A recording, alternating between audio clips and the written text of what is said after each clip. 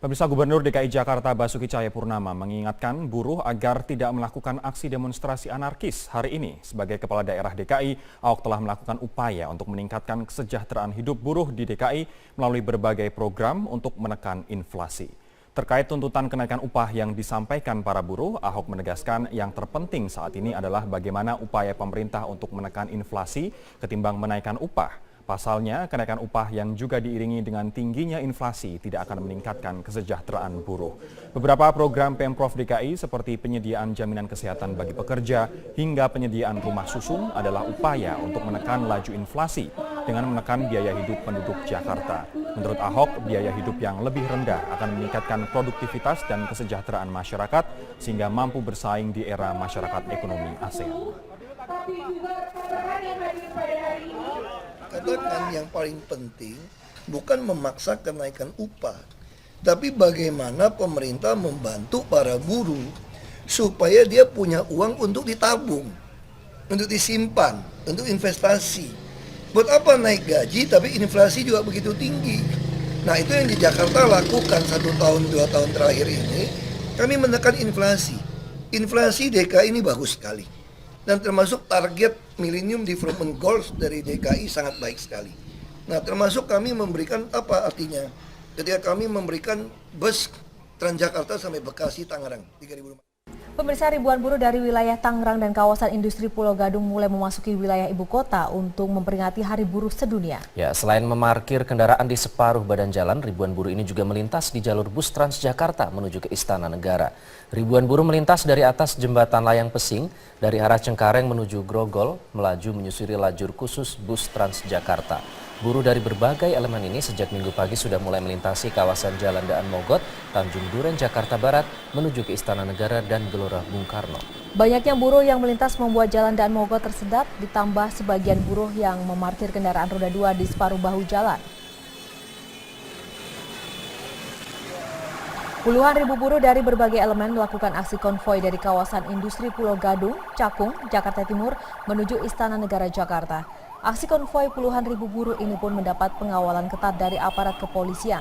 Sedikitnya ada 3 tuntutan masa aksi buruh, diantaranya meminta agar pemerintah dapat menghapuskan sistem BPJS Kesehatan yang dianggap masih berantakan, serta mendesak pemerintah untuk menghapus peraturan pemerintah nomor 78 yang dianggap menyengsarakan para buruh.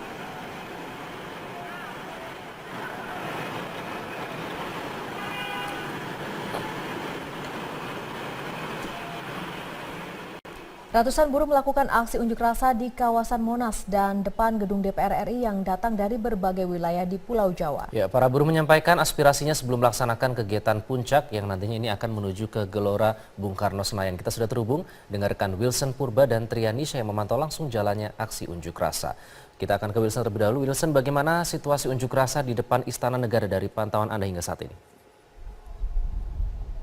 Ya Iqbal, saat ini unjuk rasa masih terus berlangsung dan tadi jika unjuk rasa ini dilakukan di 2 titik, yaitu di pintu utara Monas dan juga di pintu barat Monas. Saat ini dari yang pintu utara ini sudah bergabung dengan buruh lainnya yang ada di pintu barat, dan juga ini mereka datang dari berbagai wilayah Iqbal. Tadi ada dari Bekasi, ada dari Tangerang, dan juga ada dari Bogor, dan saat ini total buruh sudah ada sekitar 8.000 orang yang sudah menempati Monas ini sejak pukul 10:40 waktu Indonesia Barat tadi. Dan ini juga ada beberapa tuntutan yang disampaikan sama seperti buruh-buruh lainnya, namun yang disoroti bagi para buruh yang ada di kawasan Monas ini adalah untuk menolak kenaikan iuran BPJS karena dinilai selama ini gaji mereka sudah banyak sekali dipotong, dan jika nantinya iuran BPJS ini dinaikkan, maka pendapatan mereka juga akan semakin berkurang, dan juga untuk menghapus sistem outsourcing yang masih diterapkan di beberapa perusahaan yang ada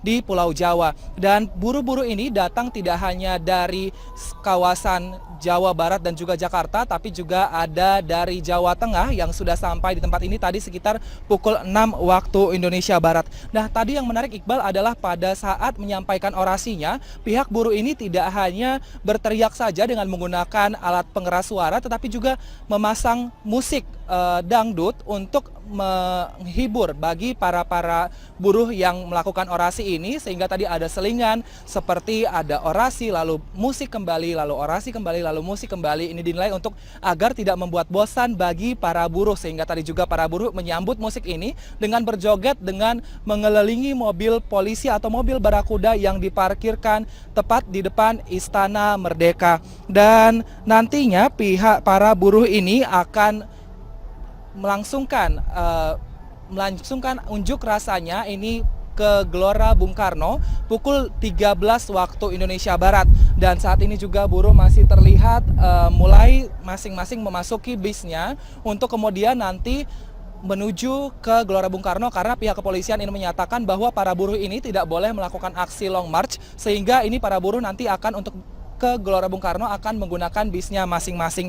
Dan nantinya ini para buruh ini juga akan berkumpul dengan buruh lainnya yang melakukan sejumlah unjuk rasa di beberapa titik yang ada di Jakarta. Dan untuk hingga saat ini arus lalu lintas juga masih ada pengalihan arus tepatnya di depan Istana Merdeka, yaitu di Jalan Merdeka Utara, sehingga ini arus lalu lintas dialihkan melalui Jalan Veteran seperti itu, Iqbal. Dan pengalihan arus ini masih belum tahu akan dilakukan sampai kapan, karena pihak dari buruh ini masih banyak yang cukup berkeliaran di sekitar sini, terutama di pintu barat.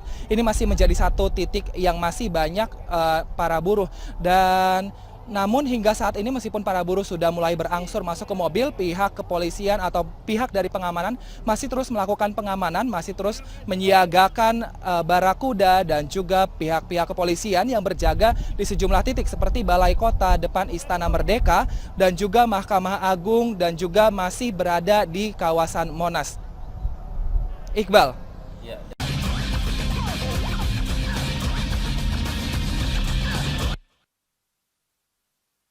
Massa buruh dari seluruh kawasan industri se-Jabodetabek merayakan May Day dan berunjuk rasa di Istana Negara. Dalam aksi mereka, buruh meminta agar pemerintah mencabut PP nomor 78 tahun 2015 tentang pengupahan, tolak upah murah dan juga menaikkan upah minimum tahun 2017 sebesar Rp650.000.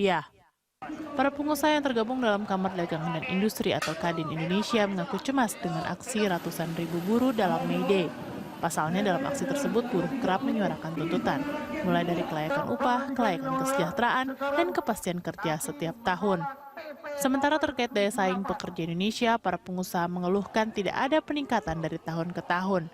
Sementara pengusaha dari Asosiasi Pengusaha Indonesia (APindo) menyoroti sektor padat karya Indonesia yang semakin kehilangan daya saing. Di sisi lain, upah minimum buruh terus dinaikkan setiap tahunnya. Tahun 2016 saja, UMP DKI Jakarta mencapai 3,1 juta rupiah.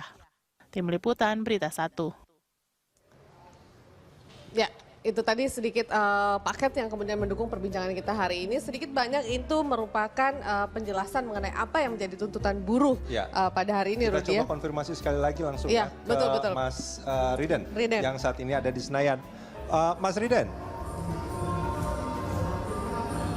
Ya, Bung Rudi. Ya, apa sebetulnya ini kita punya beberapa catatan tentang tuntutan para buruh pada demo pada kali ini ya. Tapi kita pengen dengar sekali lagi apa saja sebetulnya yang dituntut oleh para buruh. Oke, baik. Terima kasih pada seluruh elemen masyarakat Indonesia. Langsung saja Pak Riden. Hari ini adalah sedang memperingati bagaimana?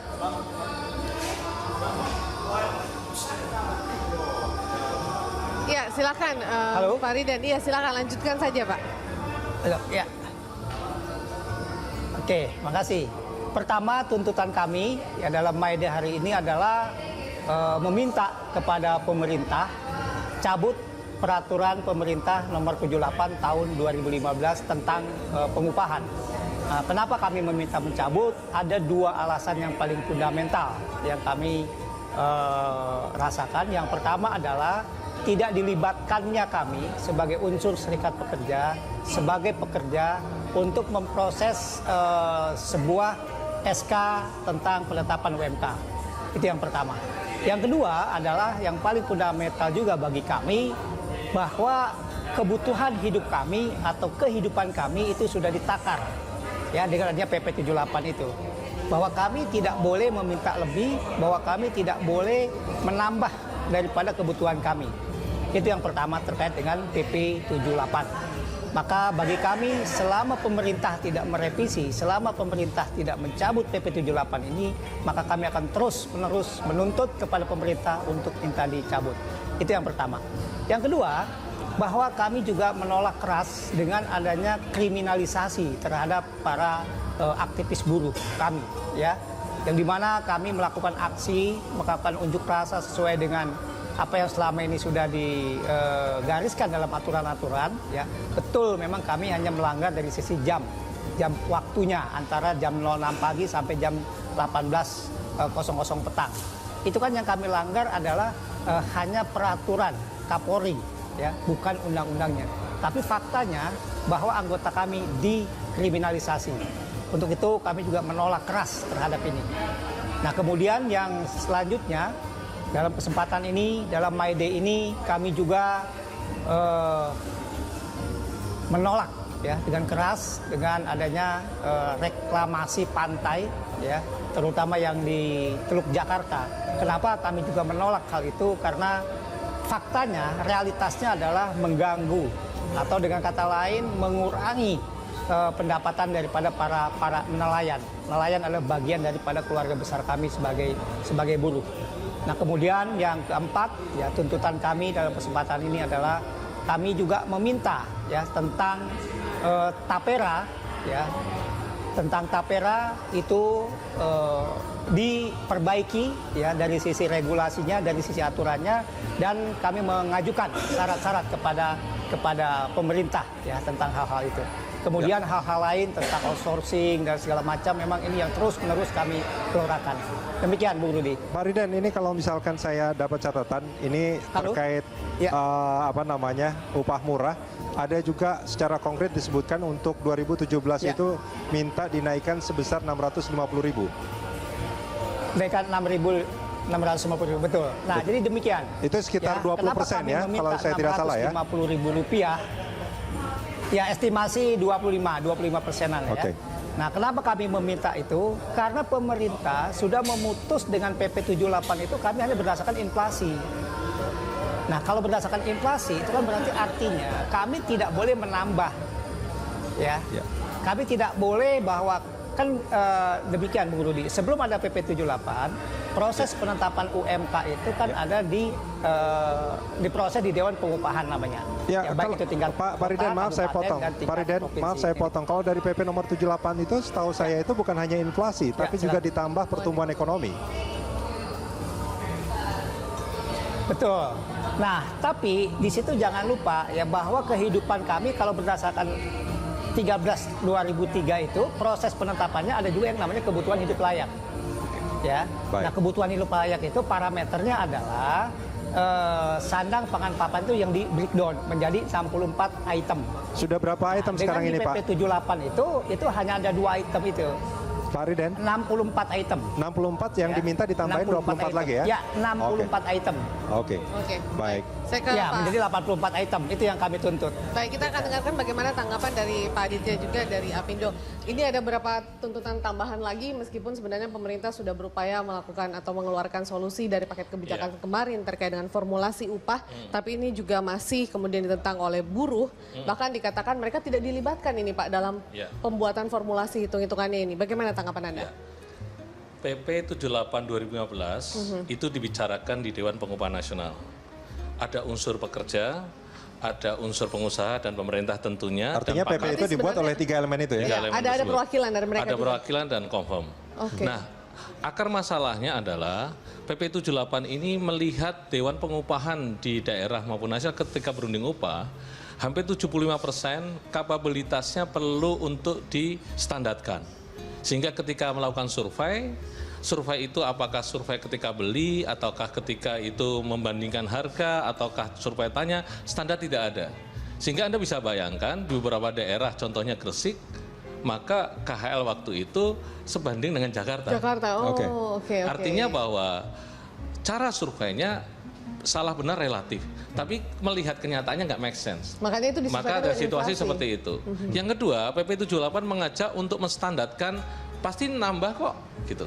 Tapi jangan lupa bahwa upah itu adalah upah minimum. Kalau upah minimum diminta layak, upah itu untuk anak lajang, untuk karyawan yang lajang, dan pengalamannya nol. Masa kerjanya nol, baru masuk. Hitungannya fresh grade gitu ya. Maka kita jangan membandingkan dengan upah layak. Upah minimum pasti nggak layak. Karena untuk lajang, masalahnya kita atur bagiannya pasca upah minimum, itu ada upah layak. Nah, upah layak itu layak produktif harusnya. Dengan produktivitas yang naik, maka memberikan dampak kepada take home pay-nya. Kalau upahnya memprotek terlalu tinggi, investasi akan turun. Dan employee cost yang terlalu besar akan mengganggu operational cost. Operational cost yang terlalu besar akan mengunting profit. Terlalu besar yang Anda maksud di sini adalah kemudian tidak worth membayar satu buruh dengan kualitas yang tidak sepadan dengan itu. Akhirnya muncul satu anggapan dalam bahasa juknya di lapangan, bayar mahal itu nggak apa-apa bagi pengusaha, asal jangan kemahalan. Ada jaminan nggak itu? Relatif pasti perusahaan akan sayang kepada karyawan yang kompeten, yang produktif. Mana ada karyawan yang produktif masih di-maintain. Nah sekarang kemahalan. Kalau kemahalan, employee cost-nya gede, operational cost gede. Langsung saja kalau misalkan kalau kemahalan. Tadi kan ada permintaan naik 650 Nah, ribu, sekitar 25%. harus mengatur di dalam regulasinya. Pertanyaannya, kebijakan upah harus juga ada kebijakan produktivitas. Kita mutusin kenaikan upah berapa, harus ada kebijakan produktivitas. Untuk menuju produktivitas harus bicara kompetensi level. Kompetensi level diukur sertifikasinya. Maka pada job tertentu, dengan pekerjaan tertentu, harus ada sertifikasi. Tanpa adanya sertifikasi berbasis kompetensi, maka produktivitas nggak bisa diukur. Harus dipahami, harus dipahami. Bandingin aja dengan Vietnam. Vietnam itu menambah jam kerjanya tidak mau dibayar. Yang kedua, upahnya separuh dari kita. Hari liburnya banyak kita, produktivitasnya kalah. Akhirnya kita dibandingkan, memasuki MEA ini dibandingkan produktivitas bangsa kita. Kita minta naik upah terus untuk apa? Untuk biaya hidup. Padahal biaya hidup itu urusannya dengan keberadaan distribusi barang di kota itu. Pak Aditya Warman, kita jeda sebentar. Kita akan lanjutkan ini di segmen berikut. Pak Riden, kita jeda sebentar. Kita akan lanjutkan nanti, saat lagi.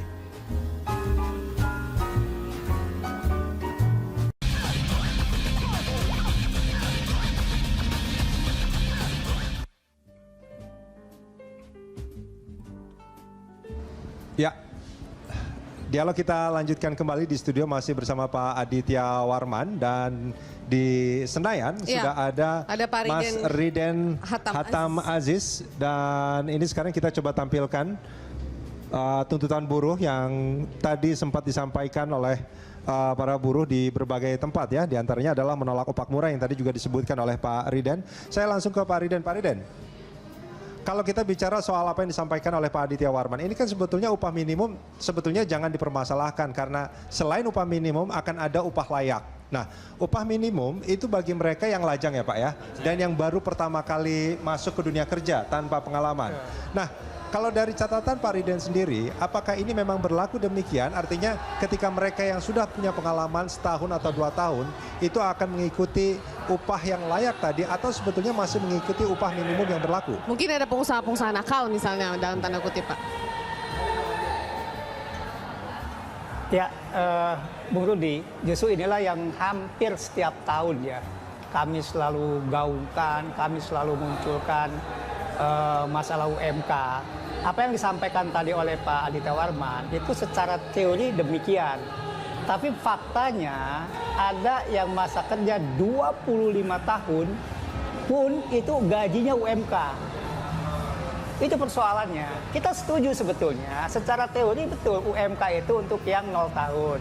UMK itu untuk yang lajang. Itu betul teorinya. Tapi prakteknya itu yang masa kerja 25 tahun pun gajinya UMK. Kebetulan saya adalah berasal dari Tangerang. Coba dicek di Tangerang sana. Nah, bicara upah layak yang tadi dimaksud, atau katakanlah sebetulnya dalam regulasi ada yang namanya skala upah. Ya, skala upah itu salah satu variabelnya adalah masa kerja. Nah, ini hanya masih sebagian kecil perusahaan-perusahaan yang memperlakukan ini. Artinya sebetulnya permasalahannya bukannya di peraturannya kan ya Pak Riden, maaf saya potong. Artinya permasalahannya bukan di aturannya kan, Setuju, tapi di betul. perusahaannya. Implementasinya, betul. Artinya tuntutannya harusnya kepada pemerintah, yaitu mengawasi sejumlah pengusaha-pengusaha yang mempekerjakan Anda, para buruh, begitu. Apakah merealisasikan aturan yang sudah dibuat pemerintah atau tidak? Salah satu. Salah satunya adalah itu ya? Ya, lagi-lagi secara regulasi itu ada namanya pengawasan ya, di Disnaker itu ada yang namanya pengawasan. Tapi ketika kita angkat persoalan pengawasan yang tidak jalan, kan argumentasi pemerintah jawabannya personalnya kurang. Saya bilang kalau memang personalnya kurang, kenapa tidak ditambah? Itu.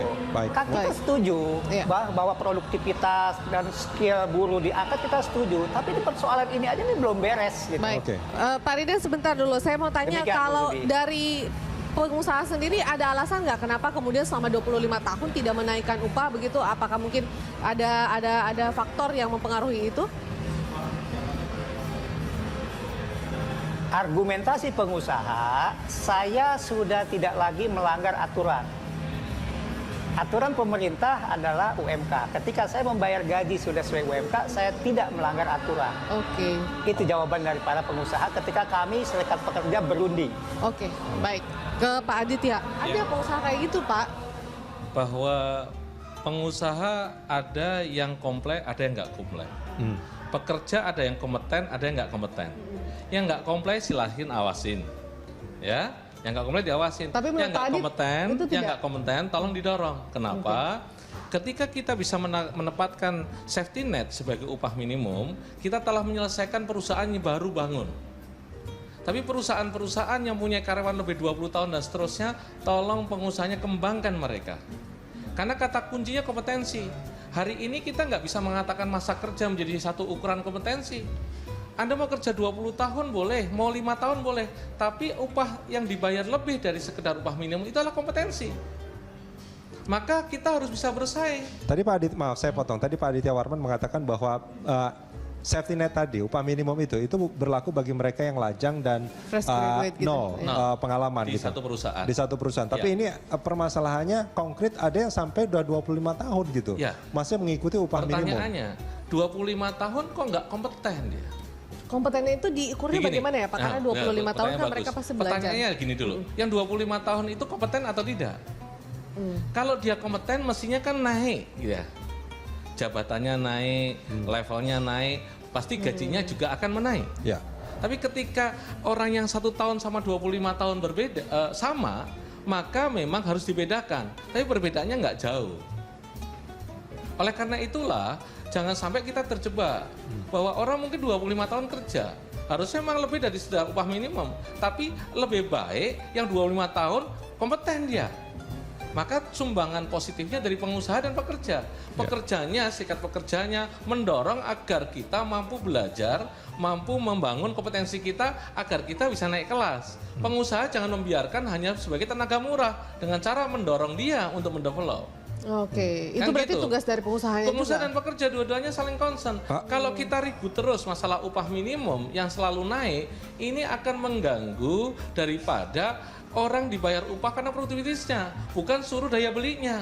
Daya beli dan harga-harga barang yang naik urusan pemerintah. Jadi nggak ada alasan upah minimum naik gara-gara daya beli yang rendah. Karena harganya naik. Tugas pemerintah menjaga harga barang agar daya beli cukup. Iya. Tugasnya pengusaha memberikan upah layak karena kompetensinya cukup. Nah, pemerintah menjadi penjembatan ini untuk membangun apa yang disebut kompetensi. Kalau produktif, daya saingnya bagus, sustainable bisnisnya bagus, bisnisnya growth, upah akan muncul. Jadi produktivitas seiring dengan prosperity atau sejahtera. Ini kalau boleh saya simpulkan, artinya kejadian yang 25 tahun itu, kenapa dia masih menerima upah minimum? Karena kompetensinya sama saja dengan mereka yang baru mungkin kerja 1 tahun. Seperti itu maksudnya? Ya, saya setuju tadi bahwa ada kemungkinan itu satu. Yang kedua, manajemennya bisa jadi kurang concern untuk memilah-milah mana yang patut dibayar lebih dari sekedar upah minimum. Oke. Itu salah nggak sih Pak sebenarnya? Ya, artinya ada permasalahan juga di perusahaan. Tidak hanya salah benar, pastikan tugasnya pengawasan, tugasnya kontrol semua pihak, termasuk serikat pekerja, Apindo, pemerintah harus aware. Jangan sampai kita nggak mampu menjaga itu semua, keluar aturan seakan-akan nggak boleh langsung keluar skala upah dirundingkan dan seterusnya. Skala upah haknya pengusaha, tunjukkan kalau udah skala upah, gunakan skala upah itu untuk mengatur terhadap teman-teman kita yang sudah masa kerjanya dan kompeten. Masalahnya kalau nggak kompeten, masa kerjanya panjang, gimana mau di-develop? Ini langsung kita tanyakan ke Pak Riden. Ya, monggo Mas Riden. Pak Riden.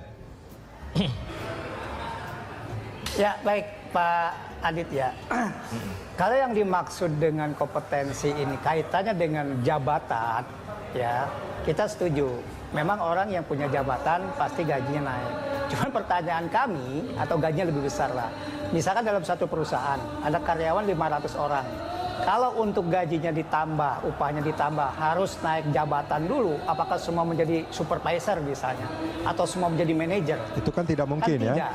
Untuk pos-pos jabatan itu kan terbatas. Sangat-sangat tidak mungkin, Bung Rudi. Nah, maksud kami di sini adalah tadi betul, Pak Adita udah singgung tuh, soal masa kerja. Ya, soal masa kerja ini harus diperhatikan oleh pihak perusahaan, oleh pihak manajemen, ya. Karena kan logika sederhananya adalah orang yang baru bekerja dengan orang yang sudah 5, 10, 15, 20 tahun bekerja, secara teori yang paling mendasar pun adalah pasti dia udah lebih bagus, dia udah lebih ahli. Gitu, ya, dibanding yang baru masuk bekerja. Maka kalau logika kami sebetulnya yang baru masuk kerja saja sudah dihargai atau sudah ditambahkan upahnya dibanding tahun kemarin, maka mereka yang sudah di atas 1 tahun itu harusnya harganya lebih gitu ya, nilainya tuh lebih gitu. Oke, tapi Pak Riden, maaf, siapa yang mengukur kemampuan tiap buruh kalau misalnya dari perusahaan sendiri menilai bahwa memang tidak kompeten untuk kemudian mendapatkan kenaikan gaji? Apakah dari ini karena kemudian kesimpulan dari pihak buruhnya atau bagaimana sebenarnya Pak Riden? Dalam konteks hubungan industrial kita itu kan ada yang namanya bipartit ya, antara serikat pekerja dengan pengusahanya. Di forum bipartit itulah parameter-parameternya, ukuran-ukurannya harus kita siapkan, kita sepakati kriteria-kriterianya.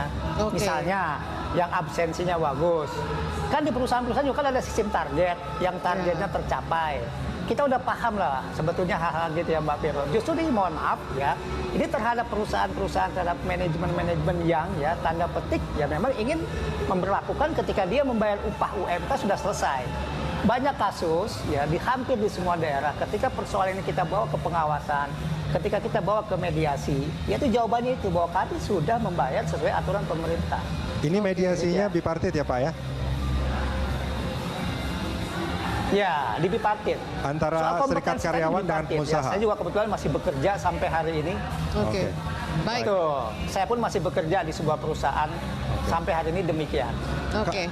Ya, Pak Riden, satu sebelum kita jeda, Pak Riden, kalau dikatakan bahwa ini sebetulnya melanggar, bukankah sebetulnya ini harus dilaporkan juga kepada pengawas dalam hal ini pemerintah? Realitas di lapangan kami sudah lakukan itu, Bung Rudi. Kita sudah lakukan itu. Justru malah banyak kasus, ya banyak kasus ketika kami mengangkat persoalan itu bergeser persoalannya. Bergeser kemana maksudnya? Pak? Gitu. Bergeser kemana maksudnya Pak? Bergeser artinya gini. Misalkan ada menjadi PHK kasusnya, bukan lagi bicara tentang hak upah tadi. Gitu. Maksudnya begini ya, kita sedang bipartit upah, kita sedang meminta upah ya. Ketika kami meyakini bahwa upah kami naiknya harus sekian, kemudian perusahaan tidak memenuhi apa yang diusulkan oleh serikat, maka kan mekanismenya adalah kita naik ke Disnaker kan gitu ya. Kita coba ajukan ke Disnaker. Nah, ketika Disnaker berproses ya, maka itu pihak perusahaan dengan memunculkan argumentasi lain, alasan-alasan lain itu bisa mem-PHK karyawannya. Oke, baik. Kita masih akan melanjutkan perbincangan begitu ya, Rudi, di segmen berikutnya. Ini tetap menjadi topik yang menarik setiap tahunnya, karena selalu pasti ada peringatannya begitu. Dan mungkin bagi Anda pemirsa yang juga ingin berinteraksi bersama kami bisa bergabung. Kami akan kembali usai jeda.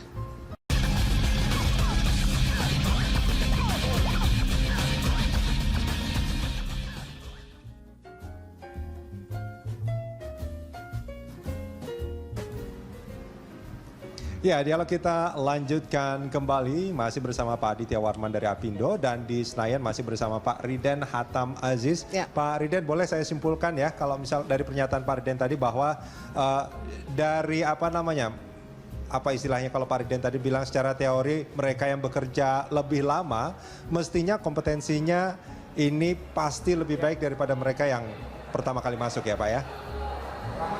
Ya, logika sederhananya demikian. Dan mestinya mereka juga mendapatkan upah yang lebih dibandingkan upah minimum, dan permasalahannya banyak perusahaan-perusahaan yang tidak melakukan itu. Dan ketika ini dibawa di bipartit, bahkan mungkin dalam tripartit pun nampaknya posisi para buruh ini lemah. Betul. Baik. Oke. Baik, mungkin masih begitu Ya, Pak gimana Adit nih, ya? Pak? Begitu sesederhana itu sebenarnya proses yang ada. Kami atau bagaimana? sangat memahami apa yang disampaikan oleh Mas Riden ya. Dan seluruh rekan-rekan sahabat buruh, sahabat pekerja yang ada di tingkat bipartit. Satu poin, kita harus melakukan penguatan bipartit di masing-masing perusahaan. Oke. Agar kita fokus mencoba untuk mendorong upah yang ada secara internal ada hubungan linear dengan kompetensi. Ini penguatan bipartitnya maksudnya hubungan industrial di antara di bipartit. Karena biasanya kan pengusaha nggak suka tuh kalau banyak Apindo dengan serikat-serikat buruh itu. Dengan sangat yakin mendorong untuk penguatan bipartit. Apindo ya? Apindo. Oke. Kenapa? Hubungan bipartit yang kuat akan menjadikan selesai masalah di tingkat bipartit. Oke. Dan nggak perlu demo-demo di luar sebetulnya. Letak kekuatannya di mana ya Pak? Maksudnya letak kekuatannya apa yang dijamin, apa yang diberikan. Oke. Hak dan kewajiban terjadi. Kalau perusahaannya bagus, nggak apa-apa dapatnya bagus. Produktivitas ada hubungan positif dengan prosperity, dengan kesejahteraan. Ya. Tapi saya akan masuk dulu gini. Kenapa kok upah selalu menjadi trending topik di setiap tahun di May Day dan seterusnya? Ya. Ayo kita lihat. Upah itu untuk apa? Untuk hidup mereka. Buruh-buruh perlu di-cover hidupnya. Hidup untuk apa uangnya? Satu, untuk rumah. Mampukah hari ini ada policy yang membangun kawasan industri ada rumahnya dekat situ? Ya, dormitory atau apa? Keputusan tentang rumah itu penting. Rumah tentu akan berkolaborasi dengan lembaga yang ada. Apakah Tapera kita kaji nanti ya? Kita nggak biasa. Tapi kan lewat BPJS Tenagakerjaan juga ada pinjaman DP atau uang muka atau subsidi angsuran atau konstruksi dan seterusnya. Langkah ini dioptimalkan, itu satu. Yang kedua terkait dengan kesehatan, terkait dengan pendidikan, terkait dengan transportasi. Kalau itu selesai, mestinya upah berapapun selesai. Iya. Upah minimum ya. Lalu kita ada upah yang disebut upah produktif. Di mana setelah itu karyawannya produktif, kan pasti demand masuk. Dengan masuknya demand dengan baik dan karyawannya kompeten, daya saing perusahaan bagus. Tapi apakah hanya memang karena buruh kemudian demand terhadap produk, sesuatu produk lebih... Kalau Anda mau ngomong masih ada pungli, ada birokrasi, ada high cost dengan spare part, dengan part-part yang masih import dan seterusnya. Dan ini memukul manufacturing kita. Karena kebijakan terhadap manufacturing itu kuncinya satu SDM, satu barang modal. Ya. Sehingga kalau itu bisa dijaga dengan concern dan pemerintah menjaga itu, tentu buruh akan tenang. Dan siapa yang bisa memberikan ketenangan pengusaha pekerja? Hubungan bipartit. Nah, ini kan sebetulnya kalau saya baca sebetulnya apa yang dilakukan oleh para buruh saat ini nih Pak Aditya Warman. Mereka berdemo, kalau dari tuntutannya itu sebetulnya itu bukan kepada pengusaha sebetulnya. Iya. Oke. Tapi impactnya kepada pengusaha. Ya. Impactnya kepada pengusaha. Apa dampaknya kepada pengusaha? Yuk kita lihat. Anggap ini upah naik terus gitu. Saya tanya, produktivitasnya naik nggak? Semakin employee cost naik dan akan mengganggu operational cost, akan gunting profit, kompetitif nggak perusahaan ini? Nah, ini maksud saya sebetulnya dari segi pengusaha, kenapa misalkan yang harus dilakukan oleh pemerintah misalkan menjaga harga-harga supaya tetap rendah segala macam. Proteksi terhadap itu ada tugas pemerintah di situ. Nah, itu dia maksud saya menyambung apa yang disampaikan oleh Pak Adi tadi. Ada kekuatan bipartit antara pengusaha dengan buruh. Nah, hari ini saya melihat. Kenapa tidak sama-sama gitu ya? Kenapa nggak tidak sama-sama kemudian sesuatu. Apindo mengajak, ayo saatnya bersinergi pengusaha dan pekerja. Ya, Pak Riden dengar itu ya? Hari ini. Iya. Pak Riden? Ya, lewat momentum ini, ayo bersinergi. Pak Riden sebenarnya tuntutan Pak Riden sama Pak Aditya itu sama sebenarnya. Kenapa nggak bareng-bareng sih setiap media itu menuntutnya kepada pihak atau pengambil kebijakan seperti Bangun itu? bipartitnya, sosial dialog dibuka, apa yang harus didorong. Saya kira Riden juga sahabat saya. Demo bareng mau nggak Pak? Nah, demo menunjukkan bahwa kita bangsa yang kompetitif bareng, oke. Oke, baik Pak Riden tanggapannya gimana Pak? Gimana Mas Riden? Ya, baik, Mbak Vero. Sebetulnya kalau untuk pengusaha, ya, sekarang di era kepemimpinan Presiden Pak Jokowi, itu dari sekian paket kebijakan ekonominya, itu semua pro pengusaha. Iya. Semua pro pengusaha. Ya, justru kami melihat kebijakan-kebijakan pemerintah itu sudah sangat membantu meringankan pengusaha. Justru yang pertanyaan besar kami adalah, kenapa pengusaha sekarang terhadap pekerjanya, terhadap buruhnya masih belum mau. Pak Riden, mungkin maksudnya begini, yang diharapkan pengusaha itu bukan di poin-poin paket kebijakan itu, tapi yang diharapkan kemudian adalah kesejahteraan bagi karyawannya atau buruh-buruh yang bekerja di perusahaannya, mungkin lebih ke situ. Mungkin bisa menjawab. Pak Riden, Ya, maksudnya gini, Mbak. sebentar Pak Riden, boleh saya ngomong satu poin? Maksudnya gini, Mbak Vero. Oke. Ya, Pak, silakan. Ya, silakan. Ya, Pak Riden. Dalam 5 tahun ada kepastian kenaikan upah dalam kondisi ekonomi, apapun turun naik tetap naik. Mendasarkan itu. Itu sebuah keberanian pemerintah menjaga bahwa buruh terproteksi. Pertanyaannya, 5 tahun ini kita mau apa? Ayolah bersinergi untuk menyusun pasca 5 tahun upah mau diapain? Dalam 5 tahun ini kita tunjukkan produktivitas. Tanpa nunjukin produktivitas, tanpa membangun kompetensi dan concern Pak Menteri, saya kira bagus saat ini. Membangun kompetensi berbasis sertifikasi untuk mengangkat harkat marwahnya buruh. Oke, silakan. Marwah buruh harus diangkat, masa depan buruh harus diangkat. Permasalahannya peningkatan kompetensi para buruh dilakukan nggak oleh pengusaha? Nah, nggak kurang-kurang, Mas. Nggak kurang-kurang? Kalau gitu kan banyak reject kita. Oke, nanti kita akan bahas ini di segmen berikut nanti. Kita akan minta tanggapan dari Pak Riden. Kita jeda sebentar ya, Vero ya. Kita akan sambung di segmen berikut nanti.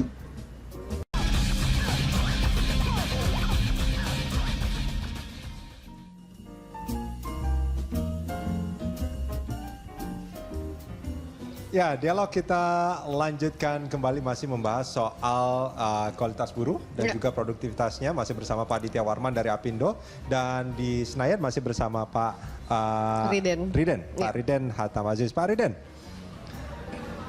ini tadi ada hal yang menarik sebetulnya kalau kita bicara soal kompetensi, bahwa menurut pernyataan Pak Aditya Warman, pengusaha itu nggak kurang-kurangnya Pak ya untuk melakukan peningkatan kompetensi para buruh, supaya ini juga kan nanti akan berkorelasi secara positif dengan upah juga sebetulnya. Apakah itu dirasakan, dialami, terjadi secara di istilahnya dunia nyata mungkin seperti itu?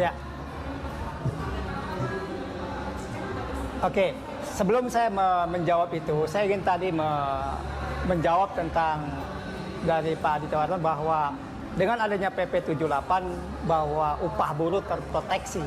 Nah, justru disinilah persepsi yang berbeda, Pak, bahwa kami tidak merasakan adanya kenaikan upah. Kenapa? Karena UMK itu hanya berdasarkan inflasi saja. Dan pertumbuhan ekonomi, Pak. Dan pertumbuhan ekonomi, ya. Dan pertumbuhan ekonomi, betul. Nah, itu hanya penyesuaian. Yang kami inginkan adalah berdasarkan Undang-Undang 13 2003 itu ada kebutuhan hidup layak. Parameternya di situ. Kebutuhan hidup layak itu kan menyangkut semuanya. Gitu. Jadi dengan kata lain yang dimaksud kepastian, kalau soal pasti naik gaji dalam artian tiap tahun ada, ya. Tapi terkait dengan kebutuhan kami, itu yang kami maksud tidak. Pak. Nah, sekarang terkait dengan kompetensi. Ya, terkait dengan selama ini selalu digaungkan tentang bagaimana buruh untuk memperbaiki kompetensi dan segala macam. Kan kalau kita buka aturan kompetensi itu kan sebetulnya kan adalah bagian juga kewajiban pengusaha untuk bagaimana mendidik, bagaimana mentraining, bagaimana mengupgrade karyawannya, pekerjanya. Ya, itu dia pertanyaannya, Pak. Apakah itu terjadi? Apakah selama itu sudah dilakukan? Tidak sama sekali. Secara umum saya katakan tidak, ya. Memang ada beberapa perusahaan yang itu ada ya, tapi secara umum tidak. Oke. Yang ada hanya bekerja. Oke. Anda sebagai buruh sebenarnya atau pekerja, maaf ya, apakah memang merasa perlu ditingkatkan kualitasnya, Pak, dan perlu pelatihan-pelatihan seperti itu? Realitasnya itu yang dibutuhkan sebetulnya.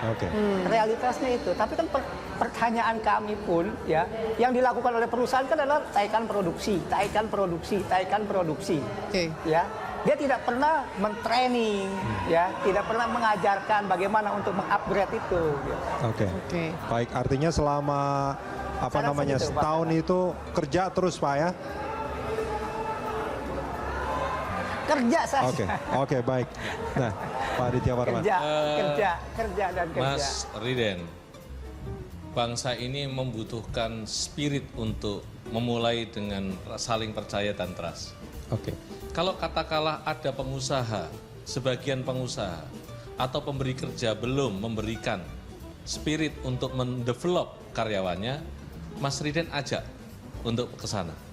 Tapi saya sangat yakin, anggota Apindo dan kita trust tanpa development yang baik, tanpa membangun kompetensi yang benar, maka bangsa ini kalah bersaing. Dan kita selalu saling menyalahkan hari ini. Hari ini Apindo sangat ingin mengajak bersinergilah. Ayo kita bangun kompetensinya bareng, dan pemerintah juga sedang mendevelop BLK, membangun kompetensi, dan pekerja juga jangan menyerah sebatas menuntut, tapi ayo mengajak pengusaha, mana pengusaha yang bagus di masing-masing PUK-nya, di masing-masing DPC-nya, di masing-masing DPP-nya. Tapi pertanyaan Pak, apakah pengusaha satu suara juga? Kalau Pak Aditya saat ini kita juga mengakui Apindo kemudian sangat concern. Tanpa bentuk concernnya itu seperti apa, Pak? Apindo, pekerja itu aset kami. Nggak mungkin kalau kos itu tadi saya juga khawatir pernyataan ini, kenyataan di lapangannya memang ada, memang benar ada pengusaha atau pemberi kerja belum memberikan development secara baik. Tapi nggak kurang-kurang, ayo awasi bareng, ayo ajak bareng, bangun mutual trust, bangun mutual understanding, di mana berbareng-bareng dan kuatkan bipartit di masing-masing perusahaan. itu siapa yang mau fasilitasi itu Pak? Kalau misalnya Pemerintahnya dong, usahanya, pemerintahnya harus andil, pemerintah jangan jadi juri, pemerintah itu harus mendorong, pemerintah itu harus memberikan ruang, jangan sampai menjadi hakim yang salah di saat posisi salah. Pengusaha pekerja itu kalau rukun, tidak perlu pemerintah, relatif akan selesai masalah. Iya, pemerintah itu bukan sebagai wasit sebetulnya, tapi sebagai regulator. Jadi bukannya membiarkan pekerja dan pengusaha itu bertarung yang gitu. sehat sekali itu. Pernyataan yang sehat sekali. Regulator artinya bikin regulasi yang mendorong itu semua. Apa regulasinya? Regulasi upah berdampingan dengan produktivitas. Tahun depan bagaimana upah yang ada PP 78 ditentukan produktivitas di masing-masing lini, sehingga orang akan menghitung upahku mau berapa, produktivitasku saya naikin dengan kompetensi saya. Oke. Pak Riden, Anda sepakat dengan itu? Ya. Ya, Anda sepakat kemudian dari pernyataan Pak Aditya? Semangatnya Pak Aditya Warman kita sepakat. Idenya? Ya, sepakat. Tapi begini ya Mbak Pero dan Bung Rudi, untuk bipartit itu ada dua syarat sebetulnya. Yang harus ada dua prasyarat lah ya, yang dua belah pihak harus pegang ini. Pertama, itu adanya itikat baik, sekaligus saling percaya. Ini syarat yang pertama. Itu yang paling sulit yang mungkin kedua, ya Pak ya? adalah kesetaraan. Iya. Nah, ini persoalannya. Yang paling masalah yang mana Pak? Di lapangan adalah ketika seorang karyawan, begini Bung Rudi ya, ketika ada seorang karyawan, seorang pekerja ya, ketika dia ditargetkan oleh pengusahanya atau ketika dia diberi tanggung jawab untuk memproduksi sekian, ketika dia tidak tercapai, ketika dia tidak mampu mencapai target itu tindakan pengusaha bukan mentraining, tapi menggeser atau mem-PHK bahkan. Nah, apakah ini yang mengangkat kompetensi tadi? Kan yang kami inginkan sebetulnya ketika dia ada target-target dan memang target itu ingin dicapai bersama, ketika oleh buruhnya, oleh pekerjanya tidak tercapai, kan pertanyaannya kenapa? Kan itu. Ketika memang dari sisi mungkin kemampuannya belum perlu dan segala macam, itu lakukan training-training di situ. Tapi fakta di lapangan, ketika seorang karyawan tidak mencapai target-target yang adalah SP1, SP2, SP3, ujungnya adalah PHK. Begitu Bung Rudi. Oke. Ya Pak Aditya. Bagi saya, saya ingin mendengar banyak tentang keluhan itu. Pengusaha hari ini tahu betul, walaupun ada yang nggak tahu. Bahwa dengan berdampingan dan bersinergi dengan pekerja, itu cara menjadikan bangsa ini kompetitif. Boleh nggak dari forum ini yang kecil nih, forum di dialog ini, mungkin Apindo dengan para buruh gitu ya, itu melakukan dialog bersama. Jangan seakan-akan ada common enemy, bahwa pemberi kerja itu sok PHK dan seterusnya. Buktikan dengan data, case-nya di mana, ayo diadvokasi bareng. Saya yakin karena gini, Pak Riden tuh punya pengusaha datanya juga tidak selalu ingin membela pengusaha yang abal-abal. Ingat ya, Apindo sangat tegas menjadikan bangsa ini bermartabat. Pengusaha yang abal-abal itu banyak nggak Pak Adit? Relatif harus ada data nanti. Yuk, Anda lihat, kami lihat. Lalu Anda juga pekerja yang nggak kompeten banyak nggak? Oke. Saya juga nggak bisa ngomong ada sekian persen gitu kan. Jadi jangan sampai pertanyaan mengadvokasi seakan-akan kami nggak bisa rukun. Padahal kita sahabat yang hebat, bangun rasa itu mulai dari pekerja dan pengusaha dan jadikan pemerintah regulator, selesai masalahnya. Tidak ada masalah kita lebih besar hari ini adalah persaingan kita di level Asia Tenggara, Asia dan global. Itu sudah di depan mata ya. Dan udah lewat, matanya udah lewat. Maka jangan bayar mahal, itu nggak apa-apa, asal jangan kemahalan. Kenapa? Kita nggak produktif, kita nggak kompetitif. Problemnya itu, apa yang dikatakan Mas Rizal menjadi masukan besar bagi Apindo untuk kami telaah. Apakah benar tidak pernah training, nggak pernah ini langsung PHK? Kok seenak itu? Oh, kalau kayak gitu, pastinya kami juga akan bersikap tegas. Oke. Ini kalau boleh misalkan, kalau kita melihat kan sebetulnya apa yang diharapkan oleh pengusaha dalam hal ini Apindo dan juga para buruh pekerja itu kan sebetulnya sama ya. Sama. Tidak akan ada pengusaha tanpa pekerja dan tidak akan ada pekerja tanpa juga pengusaha sebetulnya. Satu-satunya modal yang harus dimiliki memang kepercayaan. Kepercayaan. Dan saling mendukung satu sama lain begitu. Melalui Hari Buruh Internasional ini, sepenuh hati Apindo menganggap pekerja adalah mitra strategis. Boleh nggak kalau para buruh dengan Apindo itu bertemu terus berdiskusi untuk mencari solusinya? Apindo membuka diri, bro. Oke, baik. Membuka diri. Itu luar biasa sekali. Mas Raden, saya kira juga sahabat saya Riden juga tertawa-tawa tuh kalau saya lihat itu kan. Poinnya gitu kan. Baik. Mudah-mudahan apapun permasalahannya, perbedaan itu adalah sunnah. Tetapi cara berpikir positif terhadap hubungan industrial di Indonesia adalah kewajiban kita para pihak di dalam tripartit nasional, di daerah maupun dimanapun juga. Pengusaha ingin berpikir positif untuk Indonesia lebih baik, Indonesia lebih bermartabat. Baik, para buruh juga saya yakin juga punya keinginan yang sama ya Pak Riden ya? Ya pasti. Baik, Pak Riden, terima kasih Boleh Pak. saya tambahkan sedikit? Boleh sedikit. Ya, boleh. Singkat saja Pak ya. Silakan Mas Riden. Ya sedikit saja ya.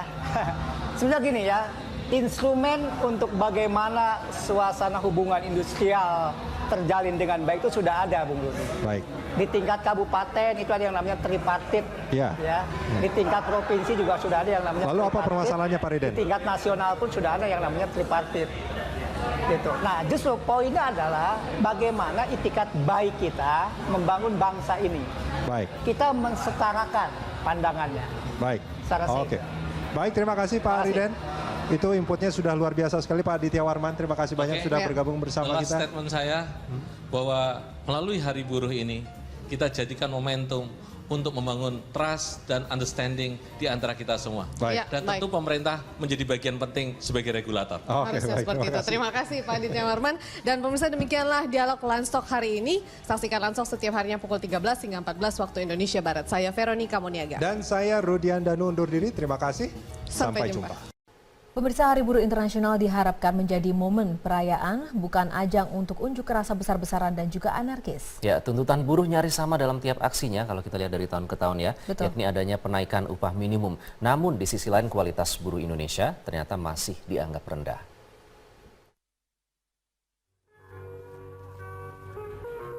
Hari Buruh Internasional yang diperingati setiap tanggal 1 Mei selalu diwarnai dengan demonstrasi massa besar-besaran dan tak jarang berujung anarkistis. Konfederasi Serikat Buruh Sejahtera Indonesia menilai kebijakan pemerintah terkait buruh dibuat tanpa pernah melibatkan buruh. Sehingga pengupahan buruh selalu menjadi tuntutan karena dianggap tidak sesuai dengan kebutuhan pokok hidup. Terus ini upah ini tidak menyentuh keadilan. Umumnya pengusaha yang kecil dengan pengusaha yang besar sama aja UMP. Ini kan harus ada perbedaan. Terus ada sektor. Saya kira harus sektor mana sektor yang padat karya, bagaimana sektor yang padat modal. Di balik tuntutan buruh yang melulu soal kenaikan upah, kualitas keterampilan buruh Indonesia dinilai masih rendah. Pemerintah dan pelaku industri diharapkan dapat ikut andil dalam peningkatan keterampilan buruh ini. Sebenarnya ini supaya tidak stay yang kaitan nanti upahnya hanya dihargai dengan tingkat pendidikan, maka harus ada affirmative action-nya. Kaitannya dengan pengupahan bahwa perusahaan sebelum itu melakukan aktivitasnya harus sudah punya struktur skala upah. Struktur skala upah itu disusun berdasarkan selain tingkat pendidikan adalah kompetensinya dan jabatannya nanti. Jadi sudah inline semua. Inilah sebenarnya mengangkat harkat martabat dari calon-calon pekerja dan pekerja yang sudah ada di dalam. Di PHK dan tidak diberi. Pengamat ekonomi dari Indef, Eni Sri Hartati menilai, momen buruh internasional dapat dijadikan momen sukacita bagi buruh, asalkan pemerintah juga melakukan perbaikan kesejahteraan buruh dan juga meningkatkan iklim investasi. Yang harus kita lakukan justru adalah memperkuat sinergisitas. Jadi sinergisitas antara buruh dan juga pelaku usaha, sehingga ke depan kita akan melihat bahwa buruh kita sejahtera, tetapi juga iklim investasi semakin meningkat. Dalam kondisi ekonomi Indonesia saat ini, investor hanya tertarik pada sektor modal. Seharusnya, sektor padat karya dapat dibidik untuk meraih investor untuk pemerintah, untuk menunjang peningkatan kualitas dan juga kesejahteraan buruh yang setiap tahunnya menuntut kenaikan upah. Dari Jakarta, Laila Zara, Narendra Wisnu, Metro TV. Pemirsa, ada Sarah Wayne di sana. Sarah, apakah blokade jalan oleh para buruh masih terjadi sampai saat ini?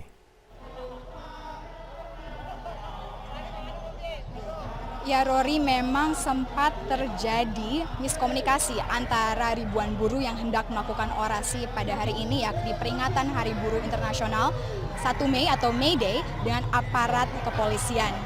Mereka yang tergabung dalam Federasi Serikat Pekerja Metal Indonesia dan Konfederasi Serikat Pekerja Indonesia atau FSPMI KSPI memang sempat memblokir jalan perempatan lalu lintas Demak Surabaya. Mereka memblokir jalan karena memang dipicu adanya pembubaran Panggung Rumah Rakyat Indonesia.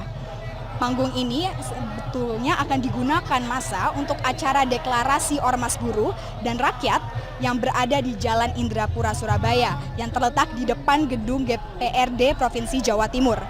Dan mengetahui acaranya dibubarkan oleh aparat dengan alasan tidak memiliki izin, massa pun berjalan menuju akses penghubung kota Surabaya, yakni tepatnya di perempatan lalu lintas Jalan Demak yang merupakan akses menuju dan keluar Jalan Tol Dupak.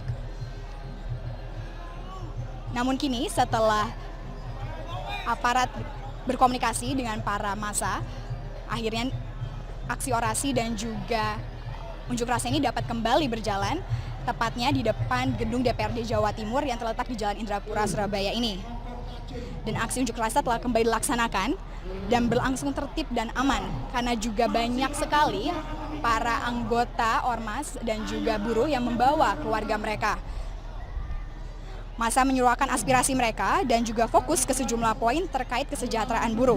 Poin-poin tersebut antaranya adalah, pertama adalah cabut PP nomor 78 tahun 2015 tentang pengupahan dan juga mereka menolak adanya upah murah. Dan mereka juga meminta untuk menghentikan kriminalisasi buruh dan aktivis sosial. Dan mereka juga mendeklarasikan ormas buruh dan rakyat serta menuntut pengesahan Raperda Perlindungan Tenaga Kerjaan Jawa Timur. Dan dalam acara ini juga sempat dihadiri oleh Wakil Gubernur Jawa Timur Saifullah Yusuf yang datang dan memenuhi jawaban dan juga tuntutan dari para demonstran buruh-buruh ini. Berikut pernyataan dari Wakil Gubernur Jawa Timur Saifullah Yusuf.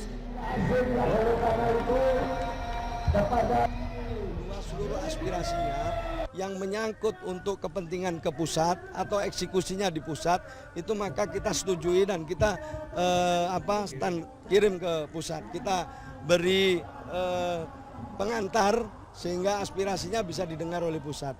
Nah sementara untuk yang eksekusinya itu di Jawa Timur seperti perda, seperti surat-surat ke Bupati Wali Kota tentang pengawasan dan lain-lain itu akan kita tindak lanjuti di sini. Memang hanya ada beberapa yang kita berbeda.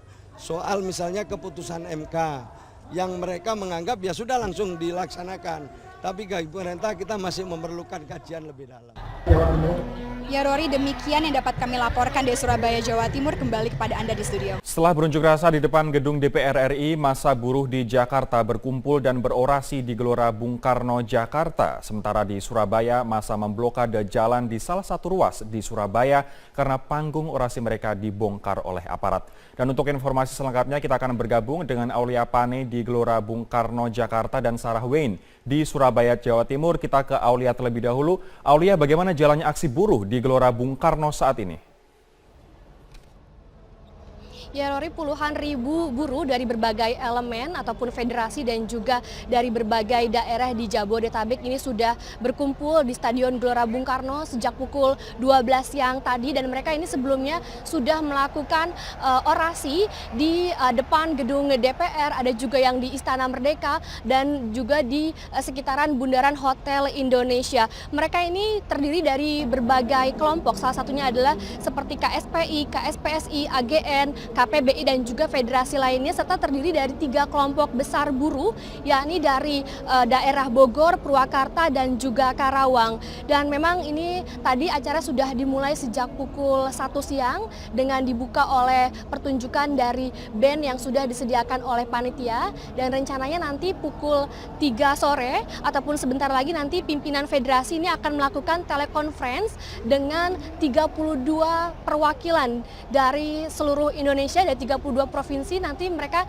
rencananya akan mendeklarasikan Ormas RRI, yakni Rumah Rakyat Indonesia, dan di Ormas ini tidak hanya buruh namun juga nelayan dan juga pekerja lainnya. Dan di Gelora Bung Karno sendiri ini pengamanan juga sudah terlihat sejak pagi tadi. Di sini pihak pengamanan ada total 1.500 personel gabungan, baik itu dari pihak kepolisian ada 993 personel, lalu dari TNI ada 100 personil dan juga dari Satpol PP ada sebanyak 224 personil. Dan para buruh ini tadi sebelumnya menggelar long march dari berbagai titik untuk seluruhnya ini berkumpul di satu titik di Stadion Gelora Bung Karno. Namun ada juga beberapa buruh yang memang berasal dari daerah lain seperti Purwakarta, Karawang ataupun Bogor ini sudah berdatangan sejak pagi tadi, ini berdatangan langsung dan dipandu untuk parkir di daerah Timur Senayan. Dan sampai saat ini seluruhnya ini sudah berkumpul di Stadion Gelora Bung Karno untuk menunggu deklarasi yang akan dipimpin oleh para pimpinan federasi, dan sambil menunggu mereka dihadirkan ataupun mereka juga menyaksikan penampilan dari band-band yang salah satunya adalah nanti rencananya sore nanti ini pada puncak acara akan ada band Gigi dan juga artis dangdut yang sudah disiapkan oleh pihak dari panitia penyelenggaraan acara buruh 2016 ini. Rory. Beberapa waktu yang lalu atau di beberapa tahun yang lalu sempat para buruh dimintai iuran begitu untuk penyelenggaraan orasi May Day. Apakah mereka kali ini juga dimintai iuran, dan kenapa aksi di GBK seolah-olah begitu mewah? Anda mengatakan tadi ada Gigi yang akan tampil sebagai pengisi puncak acara di sana. Rory, informasi yang kami peroleh bahwa penyelenggaraan acara ataupun acara di Gelora Bung Karno ini dalam rangka peringatan Hari Buruh ini, bahwa mereka ini mendapat dana ini berdasarkan patungan ataupun iuran dari para petinggi federasi dan juga dari para panitia. Dan tadi juga kami sempat berbicara dengan para buruh yang berasal dari Purwakarta yang menyebutkan bahwa mereka ini sudah mendapatkan fasilitas berupa makan siang dan juga transportasi seperti halnya bis-bis ini yang sudah disediakan oleh panitia, dan juga informasinya adalah bekerja sama dengan perusahaan tempat mereka bekerja. Dan adapun para buruh ini memang di sini ada beberapa tuntutan, yakni terkait dengan PP nomor 78 tahun 2015. Mereka ini menuntut agar ini dihapuskan tentang pengupahan, dan kedua ini mengenai buruh ini meminta kenaikan upah minimum 30% dan juga menyetop PHK massal serta menolak upah murah dan juga menolak iuran BPJS Kesehatan serta menolak kriminalitas yang saat ini dianggap dilakukan kepada 23 aktivis pekerja mereka yang saat ini masih bergulir di Pengadilan Jakarta Pusat. Dan mereka juga menuntut kepada pemerintah agar memberikan hidup yang layak untuk para buruh. Rory. Demikian Terima kasih. Rory, informasi yang dapat kami sampaikan. Kembali ke Anda di studio.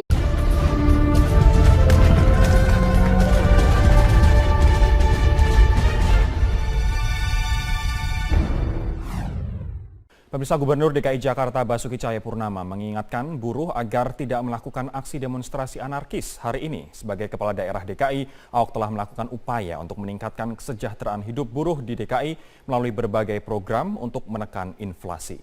Terkait tuntutan kenaikan upah yang disampaikan para buruh, Ahok menegaskan yang terpenting saat ini adalah bagaimana upaya pemerintah untuk menekan inflasi ketimbang menaikkan upah. Pasalnya, kenaikan upah yang juga diiringi dengan tingginya inflasi tidak akan meningkatkan kesejahteraan buruh. Beberapa program Pemprov DKI seperti penyediaan jaminan kesehatan bagi pekerja hingga penyediaan rumah susun adalah upaya untuk menekan laju inflasi dengan menekan biaya hidup penduduk Jakarta. Menurut Ahok, biaya hidup yang lebih rendah akan meningkatkan produktivitas dan kesejahteraan masyarakat sehingga mampu bersaing di era masyarakat ekonomi ASEAN. Katakan yang paling penting bukan memaksa kenaikan upah, tapi bagaimana pemerintah membantu para buruh supaya dia punya uang untuk ditabung, untuk disimpan, untuk investasi. Buat apa naik gaji tapi inflasi juga begitu tinggi? Nah, itu yang di Jakarta lakukan 1 tahun 2 tahun terakhir ini. Kami menekan inflasi. Inflasi DKI ini bagus sekali. Dan termasuk target Millennium Development Goals dari DKI sangat baik sekali. Nah, termasuk kami memberikan apa artinya? Ketika kami memberikan bus Transjakarta sampai Bekasi, Tangerang, 3.000 rumah. Pemirsa, ribuan buruh dari wilayah Tangerang dan kawasan industri Pulau Gadung mulai memasuki wilayah ibu kota untuk memperingati Hari Buruh Sedunia. Ya, selain memarkir kendaraan di separuh badan jalan, ribuan buruh ini juga melintas di jalur bus Transjakarta menuju ke Istana Negara. Ribuan buruh melintas dari atas jembatan Layang Pesing, dari arah Cengkareng menuju Grogol, melaju menyusuri lajur khusus bus Transjakarta. Buruh dari berbagai elemen ini sejak Minggu pagi sudah mulai melintasi kawasan Jalan Daan Mogot, Tanjung Duren, Jakarta Barat, menuju ke Istana Negara dan Gelora Bung Karno. Banyaknya buruh yang melintas membuat Jalan Daan Mogot tersedat, ditambah sebagian buruh yang memarkir kendaraan roda 2 di separuh bahu jalan. Puluhan ribu buruh dari berbagai elemen melakukan aksi konvoi dari kawasan industri Pulau Gadung, Cakung, Jakarta Timur menuju Istana Negara Jakarta. Aksi konvoi puluhan ribu buruh ini pun mendapat pengawalan ketat dari aparat kepolisian. Sedikitnya ada 3 tuntutan masa aksi buruh, diantaranya meminta agar pemerintah dapat menghapuskan sistem BPJS Kesehatan yang dianggap masih berantakan, serta mendesak pemerintah untuk menghapus peraturan pemerintah nomor 78 yang dianggap menyengsarakan para buruh.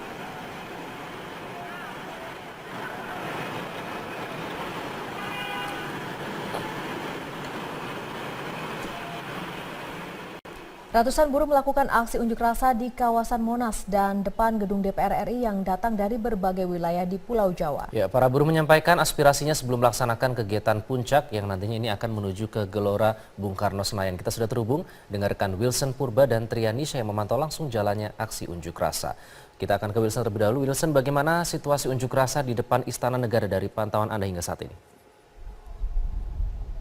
Ya Iqbal, saat ini unjuk rasa masih terus berlangsung dan tadi jika unjuk rasa ini dilakukan di 2 titik yaitu di pintu utara Monas dan juga di pintu barat Monas, saat ini dari yang pintu utara ini sudah bergabung dengan buruh lainnya yang ada di pintu barat dan juga ini mereka datang dari berbagai wilayah Iqbal. Tadi ada dari Bekasi, ada dari Tangerang dan juga ada dari Bogor dan saat ini total buruh sudah ada sekitar 8.000 orang yang sudah menempati Monas ini sejak pukul 10:40 waktu Indonesia Barat tadi. Dan ini juga ada beberapa tuntutan yang disampaikan sama seperti buruh-buruh lainnya, namun yang disoroti bagi para buruh yang ada di kawasan Monas ini adalah untuk menolak kenaikan iuran BPJS karena dinilai selama ini gaji mereka sudah banyak sekali dipotong dan jika nantinya iuran BPJS ini dinaikkan, maka pendapatan mereka juga akan semakin berkurang, dan juga untuk menghapus sistem outsourcing yang masih diterapkan di beberapa perusahaan yang ada di Pulau Jawa. Dan buruh-buruh ini datang tidak hanya dari kawasan Jawa Barat dan juga Jakarta, tapi juga ada dari Jawa Tengah yang sudah sampai di tempat ini tadi sekitar pukul 6 waktu Indonesia Barat. Nah, tadi yang menarik, Iqbal, adalah pada saat menyampaikan orasinya, pihak buruh ini tidak hanya berteriak saja dengan menggunakan alat pengeras suara, tetapi juga memasang musik dangdut untuk menghibur bagi para buruh yang melakukan orasi ini, sehingga tadi ada selingan seperti ada orasi lalu musik kembali, lalu orasi kembali, lalu musik kembali. Ini dinilai untuk agar tidak membuat bosan bagi para buruh, sehingga tadi juga para buruh menyambut musik ini dengan berjoget dengan mengelilingi mobil polisi atau mobil barakuda yang diparkirkan tepat di depan Istana Merdeka. Dan nantinya pihak para buruh ini akan melangsungkan unjuk rasanya ini ke Gelora Bung Karno pukul 13 waktu Indonesia Barat. Dan saat ini juga buruh masih terlihat mulai masing-masing memasuki bisnya untuk kemudian nanti menuju ke Gelora Bung Karno, karena pihak kepolisian ini menyatakan bahwa para buruh ini tidak boleh melakukan aksi long march, sehingga ini para buruh nanti akan untuk ke Gelora Bung Karno akan menggunakan bisnya masing-masing. Dan nantinya ini para buruh ini juga akan berkumpul dengan buruh lainnya yang melakukan sejumlah unjuk rasa di beberapa titik yang ada di Jakarta. Dan untuk hingga saat ini arus lalu lintas juga masih ada pengalihan arus tepatnya di depan Istana Merdeka, yaitu di Jalan Merdeka Utara, sehingga ini arus lalu lintas dialihkan melalui Jalan Veteran seperti itu, Iqbal. Dan pengalihan arus ini masih belum tahu akan dilakukan sampai kapan, karena pihak dari buruh ini masih banyak yang cukup berkeliaran di sekitar sini, terutama di pintu barat. Ini masih menjadi satu titik yang masih banyak para buruh. Dan namun hingga saat ini meskipun para buruh sudah mulai berangsur masuk ke mobil, pihak kepolisian atau pihak dari pengamanan masih terus melakukan pengamanan, masih terus menyiagakan barakuda dan juga pihak-pihak kepolisian yang berjaga di sejumlah titik seperti Balai Kota, depan Istana Merdeka, dan juga Mahkamah Agung, dan juga masih berada di kawasan Monas. Iqbal. Ya.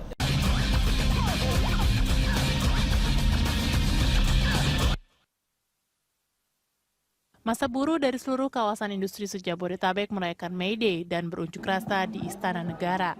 Dalam aksi mereka, buruh meminta agar pemerintah mencabut PP nomor 78 tahun 2015 tentang pengupahan, tolak upah murah, dan juga menaikkan upah minimum tahun 2017 sebesar Rp650.000. Para pengusaha yang tergabung dalam Kamar Dagang dan Industri atau Kadin Indonesia mengaku cemas dengan aksi ratusan ribu buruh dalam May Day. Pasalnya dalam aksi tersebut buruh kerap menyuarakan tuntutan, mulai dari kelayakan upah, kelayakan kesejahteraan, dan kepastian kerja setiap tahun. Sementara terkait daya saing pekerja Indonesia, para pengusaha mengeluhkan tidak ada peningkatan dari tahun ke tahun. Sementara pengusaha dari Asosiasi Pengusaha Indonesia (APindo) menyoroti sektor padat karya Indonesia yang semakin kehilangan daya saing. Di sisi lain, upah minimum buruh terus dinaikkan setiap tahunnya. Tahun 2016 saja, UMP DKI Jakarta mencapai Rp3,1 juta. Tim Liputan, Berita 1. Ya, itu tadi sedikit paket yang kemudian mendukung perbincangan kita hari ini. Sedikit banyak itu merupakan penjelasan mengenai apa yang menjadi tuntutan buruh pada hari ini, Kita Rudi. coba konfirmasi sekali lagi langsung ya, betul. Mas Riden yang saat ini ada di Senayan. Mas Riden. Ya, Bung Rudi. Ya, apa sebetulnya ini kita punya beberapa catatan tentang tuntutan para buruh pada demo pada kali ini ya. Tapi kita pengen dengar sekali lagi apa saja sebetulnya yang dituntut oleh para buruh. Oke, baik. Terima kasih pada seluruh elemen masyarakat Indonesia. Langsung saja Pak Riden. Hari ini adalah sedang memperingati bagaimana?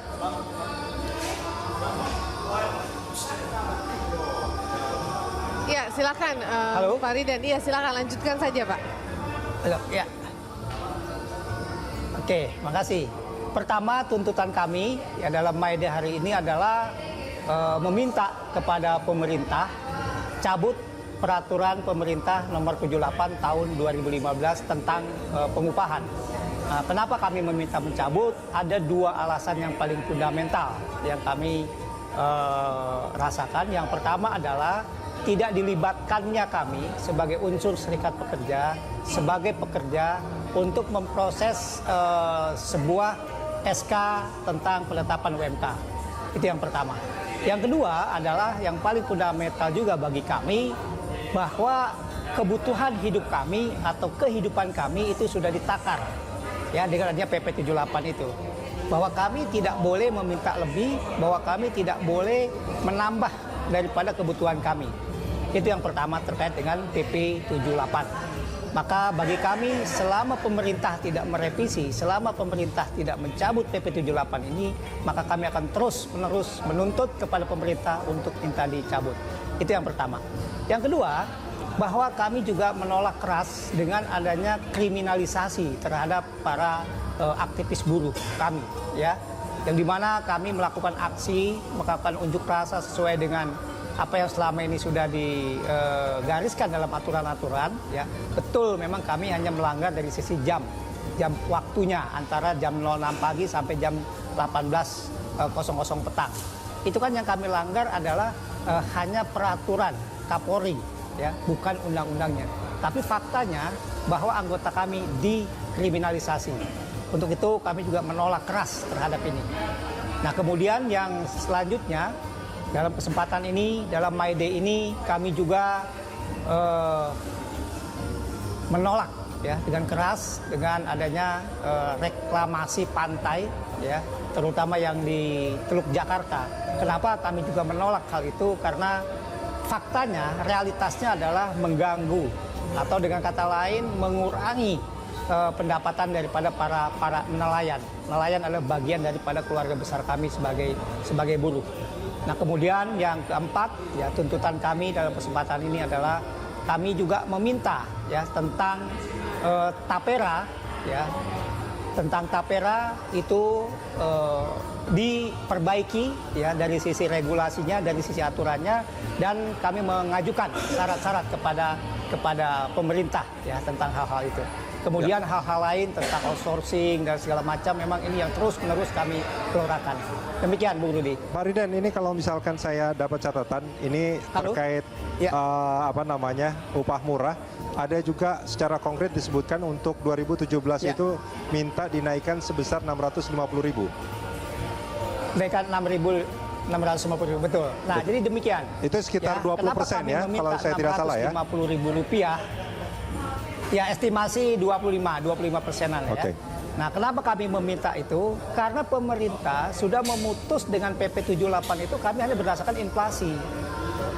Nah, kalau berdasarkan inflasi itu kan berarti artinya kami tidak boleh menambah, ya. Kami tidak boleh bahwa kan demikian, Bung Rudi. Sebelum ada PP 78, proses penetapan UMK itu kan ada diproses di Dewan Pengupahan namanya. Ya, baik itu tinggal Pak Riden, maaf saya potong. Pak Riden, maaf saya potong. Kalau dari PP nomor 78 itu setahu saya itu bukan hanya inflasi, tapi juga ditambah pertumbuhan ekonomi. Betul. Nah, tapi di situ jangan lupa, ya, bahwa kehidupan kami kalau berdasarkan 13/2003 itu proses penetapannya ada juga yang namanya kebutuhan hidup layak. Ya. Nah, kebutuhan hidup layak itu parameternya adalah sandang, pangan, papan itu yang di breakdown menjadi 64 item. Sudah berapa item sekarang ini, Pak? Dengan PP 78 itu hanya ada 2 item itu. Pak Riden? 64 item. 64 yang diminta ditambahin 24 lagi ya? Ya, 64 item. Oke. Baik. Saya ke ya, Pak. menjadi 84 item. Itu yang kami tuntut. Baik, kita akan dengarkan bagaimana tanggapan dari Pak Aditya juga dari Apindo. Ini ada beberapa tuntutan tambahan lagi meskipun sebenarnya pemerintah sudah berupaya melakukan atau mengeluarkan solusi dari paket kebijakan kemarin terkait dengan formulasi upah, tapi ini juga masih kemudian ditentang oleh buruh. Bahkan dikatakan mereka tidak dilibatkan ini, Pak, dalam pembuatan formulasi hitung-hitungannya ini. Bagaimana tanggapan Anda? PP 78 2015 itu dibicarakan di Dewan Pengupahan Nasional. Ada unsur pekerja, ada unsur pengusaha dan pemerintah tentunya. Artinya PP itu dibuat oleh 3 elemen itu ya? Tiga elemen ada perwakilan dari mereka. Ada perwakilan dan confirm. Nah, akar masalahnya adalah PP 78 ini melihat Dewan Pengupahan di daerah maupun nasional ketika berunding upah, hampir 75% kapabilitasnya perlu untuk distandarkan.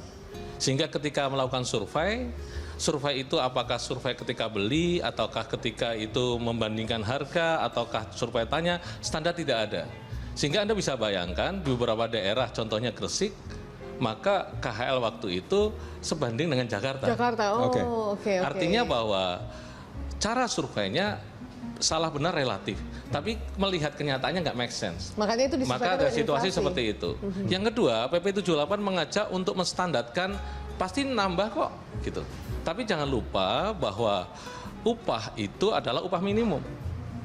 Kalau upah minimum diminta layak, upah itu untuk anak lajang, untuk karyawan yang lajang, dan pengalamannya nol. Masa kerjanya nol, baru masuk. Itu namanya fresh grade gitu ya. Maka kita jangan membandingkan dengan upah layak. Upah minimum pasti nggak layak. Karena untuk lajang, masalahnya kita atur bagiannya pasca upah minimum, itu ada upah layak. Nah, upah layak itu layak produktif harusnya. Dengan produktivitas yang naik, maka memberikan dampak kepada take home pay-nya. Kalau upahnya memprotek terlalu tinggi, investasi akan turun. Dan employee cost yang terlalu besar akan mengganggu operational cost. Operational cost yang terlalu besar akan mengunting profit. Terlalu besar yang Anda maksud di sini adalah kemudian tidak worth membayar satu buruh dengan kualitas yang tidak sepadan dengan itu. Akhirnya muncul satu anggapan dalam bahasa juknya di lapangan, bayar mahal itu nggak apa-apa bagi pengusaha, asal jangan kemahalan. Ada jaminan nggak itu? Relatif pasti perusahaan akan sayang kepada karyawan yang kompeten, yang produktif. Mana ada karyawan yang produktif masih di-maintain. Nah sekarang kemahalan. Kalau kemahalan, employee cost-nya gede, operational cost gede. Langsung saja kalau misalkan kalau kemahalan. Tadi kan ada permintaan naik 650 nah, ribu, sekitar 25%. Indonesia harus mengatur di dalam regulasinya. Pertanyaannya, kebijakan upah harus juga ada kebijakan produktivitas. Kita mutusin kenaikan upah berapa, harus ada kebijakan produktivitas. Untuk menuju produktivitas harus bicara kompetensi level. Kompetensi level diukur sertifikasinya. Maka pada job tertentu, dengan pekerjaan tertentu, harus ada sertifikasi. Tanpa adanya sertifikasi berbasis kompetensi, maka produktivitas nggak bisa diukur. Harus dipahami. Bandingin aja dengan Vietnam. Vietnam itu menambah jam kerjanya tidak mau dibayar. Yang kedua, upahnya separuh dari kita. Hari liburnya banyak kita, produktivitasnya kalah. Akhirnya kita dibandingkan, memasuki MEA ini dibandingkan produktivitas bangsa kita. Kita minta naik upah terus untuk apa? Untuk biaya hidup. Padahal biaya hidup itu urusannya dengan keberadaan distribusi barang di kota itu. Pak Aditya Warman, kita jeda sebentar. Kita akan lanjutkan ini di segmen berikut. Pak Riden, kita jeda sebentar. Kita akan lanjutkan nanti, saat lagi.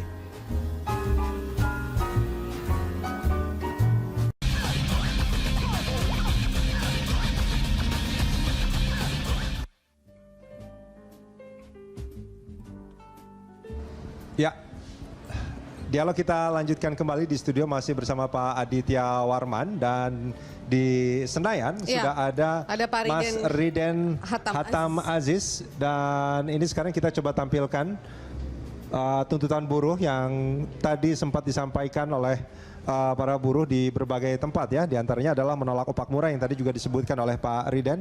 Saya langsung ke Pak Riden. Pak Riden, kalau kita bicara soal apa yang disampaikan oleh Pak Aditya Warman, ini kan sebetulnya upah minimum sebetulnya jangan dipermasalahkan, karena selain upah minimum akan ada upah layak. Nah, upah minimum itu bagi mereka yang lajang ya Pak ya, dan yang baru pertama kali masuk ke dunia kerja tanpa pengalaman. Nah, kalau dari catatan Pak Riden sendiri, apakah ini memang berlaku demikian? Artinya ketika mereka yang sudah punya pengalaman setahun atau 2 tahun, itu akan mengikuti upah yang layak tadi, atau sebetulnya masih mengikuti upah minimum yang berlaku? Mungkin ada pengusaha-pengusaha nakal misalnya dalam tanda kutip Pak.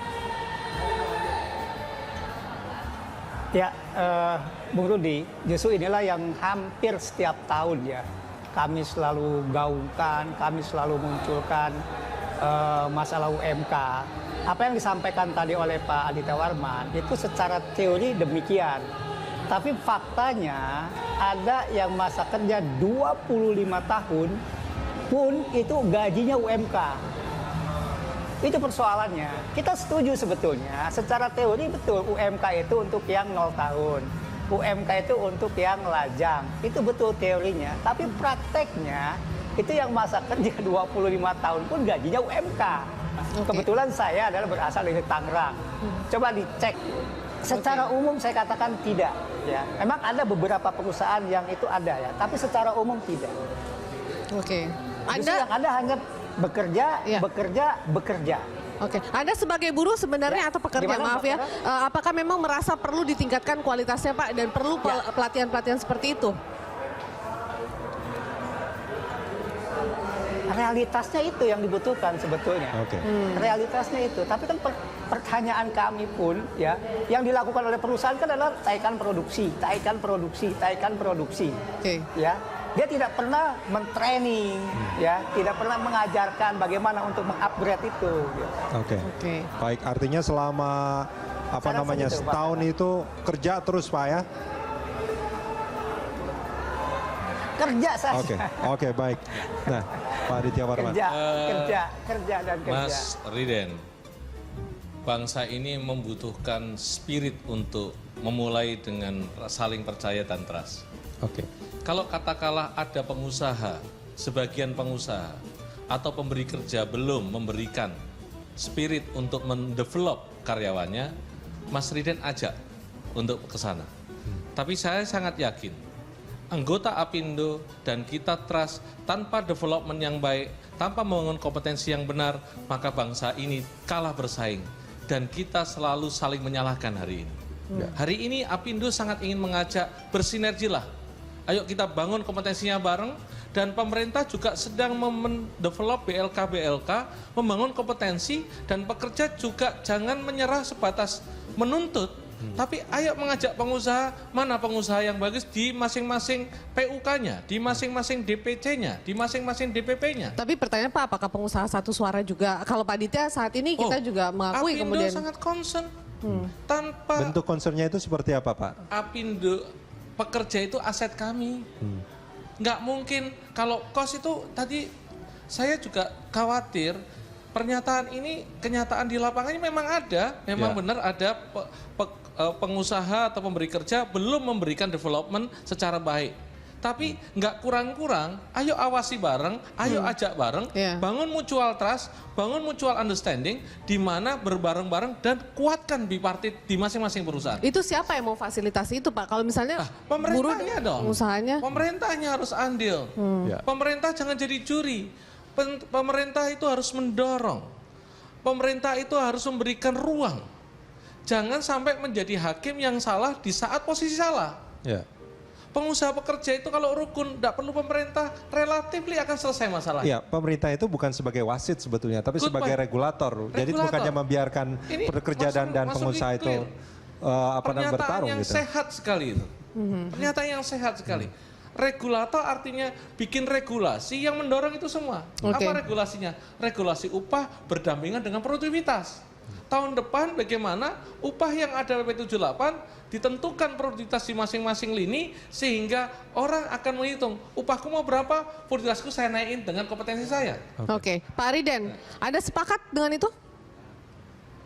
Ya. Ya, Anda sepakat kemudian dari pernyataan Pak Aditya? Semangatnya Pak Aditya Warman kita sepakat. Idenya? Ya, sepakat. Tapi begini ya Mbak Pero dan Bung Rudi, untuk bipartit itu ada dua syarat sebetulnya. Hal yang harus ada dua prasyarat lah ya, yang dua belah pihak harus pegang ini. Pertama, itu adanya itikat baik, sekaligus saling percaya. Ini syarat yang pertama. Itu yang paling sulit yang mungkin kedua, ya Pak ya? Adalah kesetaraan. Iya. Nah, ini persoalannya. Yang paling masalah yang mana Pak? Di lapangan adalah ketika seorang karyawan, begini Bung Rudi ya, ketika ada seorang karyawan, seorang pekerja ya, ketika dia ditargetkan oleh pengusahanya atau ketika dia diberi tanggung jawab untuk memproduksi sekian, ketika dia tidak tercapai, ketika dia tidak mampu mencapai target itu tindakan pengusaha bukan men-training, tapi menggeser atau mem-PHK bahkan. Nah, apakah ini yang mengangkat kompetensi tadi? Kan yang kami inginkan sebetulnya ketika dia ada target-target dan memang target itu ingin dicapai bersama, ketika oleh buruhnya, oleh pekerjanya tidak tercapai, kan pertanyaannya kenapa? Kan itu. ketika memang dari sisi mungkin kemampuannya belum perlu dan segala macam, itu lakukan training di situ. Tapi fakta di lapangan, ketika seorang karyawan tidak mencapai target-target yang adalah SP1, SP2, SP3, ujungnya adalah PHK. Begitu Bung Rudi. Oke. Ya Pak Aditya. Bagi saya, saya ingin mendengar banyak tentang keluhan itu. Pengusaha hari ini tahu betul, walaupun ada yang nggak tahu. Ya. Bahwa dengan berdampingan dan bersinergi dengan pekerja, itu cara menjadikan bangsa ini kompetitif. Boleh nggak dari forum ini yang kecil nih, forum di dialog ini, mungkin Apindo dengan para buruh gitu ya, itu melakukan dialog bersama. Jangan seakan-akan ada common enemy, bahwa pemberi kerja itu sok PHK dan seterusnya. Buktikan dengan data, case-nya di mana, ayo diadvokasi bareng. Saya yakin karena gini, pengusaha juga tidak selalu ingin membela pengusaha yang abal-abal. Ingat ya, Apindo sangat tegas menjadikan bangsa ini bermartabat. Pengusaha yang abal-abal itu banyak nggak Pak Adit? Relatif harus ada data nanti. Yuk, Anda lihat, kami lihat. Lalu Anda juga pekerja yang nggak kompeten banyak nggak? Oke. Kan juga nggak bisa ngomong ada sekian persen gitu kan. Jadi jangan sampai pertanyaan mengadvokasi seakan-akan kami nggak bisa rukun. Padahal kita sahabat yang hebat, bangun rasa itu mulai dari pekerja dan pengusaha dan jadikan pemerintah regulator, selesai masalahnya. Tidak ada masalah kita lebih besar hari ini adalah persaingan kita di level Asia Tenggara, Asia, dan global. Itu sudah di depan mata ya? Dan udah lewat, matanya udah lewat. Maka jangan bayar mahal, itu nggak apa-apa, asal jangan kemahalan. Kenapa? Kita nggak produktif, kita nggak kompetitif.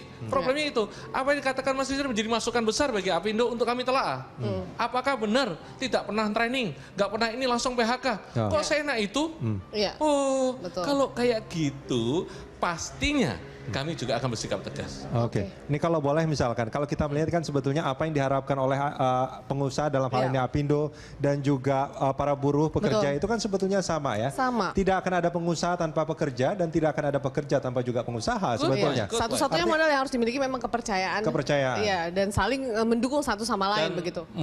Melalui Hari Buruh Internasional ini, sepenuh hati Apindo menganggap pekerja adalah mitra strategis. Boleh nggak?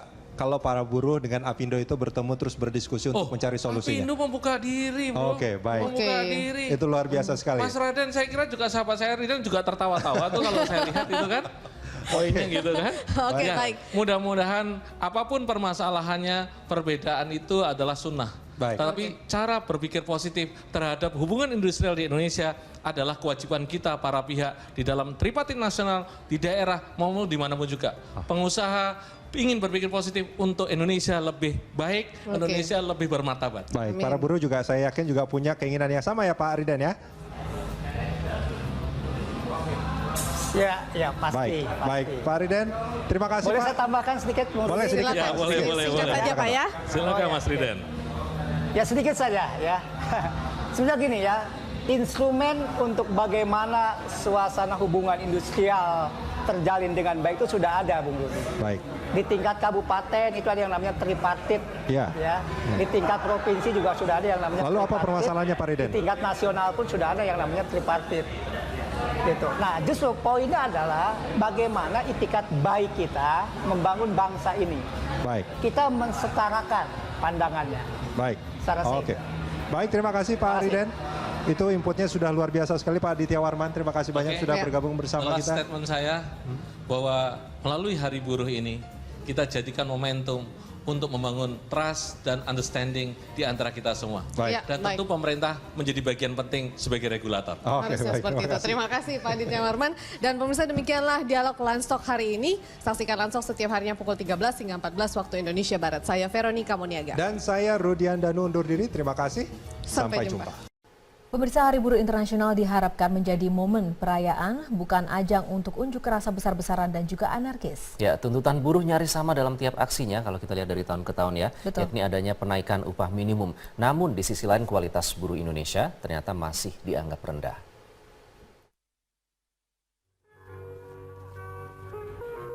Hari Buruh Internasional yang diperingati setiap tanggal 1 Mei selalu diwarnai di Tangerang sana. Nah, bicara upah layak yang tadi dimaksud, atau katakanlah sebetulnya dalam regulasi ada yang namanya skala upah. Ya, skala upah itu salah satu variabelnya adalah masa kerja. Nah, ini hanya masih sebagian kecil perusahaan-perusahaan yang memperlakukan ini. Artinya sebetulnya permasalahannya bukannya di peraturannya kan ya Pak Pari, dan maaf saya potong. Artinya permasalahannya bukan di aturannya kan, Setuju, tapi di betul. perusahaannya. Implementasinya, betul. Artinya tuntutannya harusnya kepada pemerintah, yaitu mengawasi sejumlah pengusaha-pengusaha yang mempekerjakan Anda, para buruh, begitu. Apakah merealisasikan aturan yang sudah dibuat pemerintah atau tidak? Salah satu. Salah satunya adalah itu ya? Ya, lagi-lagi secara regulasi itu ada namanya pengawasan ya, di Disnaker itu ada yang namanya pengawasan. Tapi ketika kita angkat persoalan pengawasan yang tidak jalan, kan argumentasi pemerintah jawabannya personalnya kurang. Saya bilang kalau memang personalnya kurang, kenapa tidak ditambah? Itu. Baik. Kan kita setuju bahwa produktivitas dan skill buruh diangkat, kita setuju. Tapi di persoalan ini aja ini belum beres. Gitu. Baik. Pak Riden, sebentar dulu. Saya mau tanya, Demikian, kalau Bu Ludi. dari pengusaha sendiri ada alasan nggak kenapa kemudian selama 25 tahun tidak menaikkan upah begitu? Apakah mungkin ada faktor yang mempengaruhi itu? Argumentasi pengusaha, saya sudah tidak lagi melanggar aturan. Aturan pemerintah adalah UMK. Ketika saya membayar gaji sudah sesuai UMK, saya tidak melanggar aturan. Oke. Itu jawaban dari para pengusaha ketika kami serikat pekerja berunding. Oke, baik. Ke Pak Aditya, ada pengusaha kayak gitu, Pak? Bahwa pengusaha ada yang komplain, ada yang nggak komplain. Pekerja ada yang kompeten, ada yang nggak kompeten. Yang nggak komplain silahkan awasin, ya. Yang nggak komplain diawasin. Tapi yang nggak kompeten, yang nggak kompeten, tolong didorong. Kenapa? Ketika kita bisa menempatkan safety net sebagai upah minimum, kita telah menyelesaikan perusahaan yang baru bangun. Tapi perusahaan-perusahaan yang punya karyawan lebih 20 tahun dan seterusnya, tolong pengusahanya kembangkan mereka. Karena kata kuncinya kompetensi. Hari ini kita nggak bisa mengatakan masa kerja menjadi satu ukuran kompetensi. Anda mau kerja 20 tahun boleh, mau 5 tahun boleh, tapi upah yang dibayar lebih dari sekedar upah minimum itu adalah kompetensi. Maka kita harus bisa bersaing. Tadi Pak Aditya, maaf saya potong, tadi Pak Aditya Warman mengatakan bahwa safety net tadi, upah minimum itu berlaku bagi mereka yang lajang dan nol pengalaman di gitu. satu perusahaan. Di satu perusahaan. Tapi ini permasalahannya konkret, ada yang sampai udah 25 tahun gitu. Ya. Masih mengikuti upah minimum. Pertanyaannya, 25 tahun kok nggak kompeten dia? Kompetennya itu diukurnya bagaimana ya Pak? Karena 25 tahun kan mereka pasti belajar. Pertanyaannya gini dulu, yang 25 tahun itu kompeten atau tidak? Kalau dia kompeten mestinya kan naik gitu ya. Jabatannya naik, levelnya naik, pasti gajinya juga akan menaik. Ya. Tapi ketika orang yang 1 tahun sama 25 tahun berbeda sama, maka memang harus dibedakan. Tapi perbedaannya nggak jauh.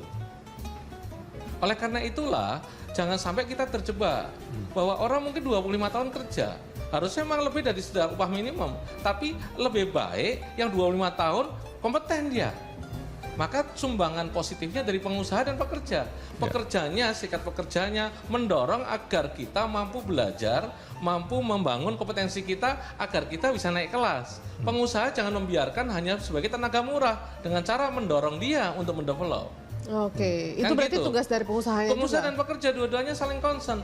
Kalau kita ribut terus masalah upah minimum yang selalu naik, ini akan mengganggu daripada orang dibayar upah karena produktivitasnya, bukan suruh daya belinya.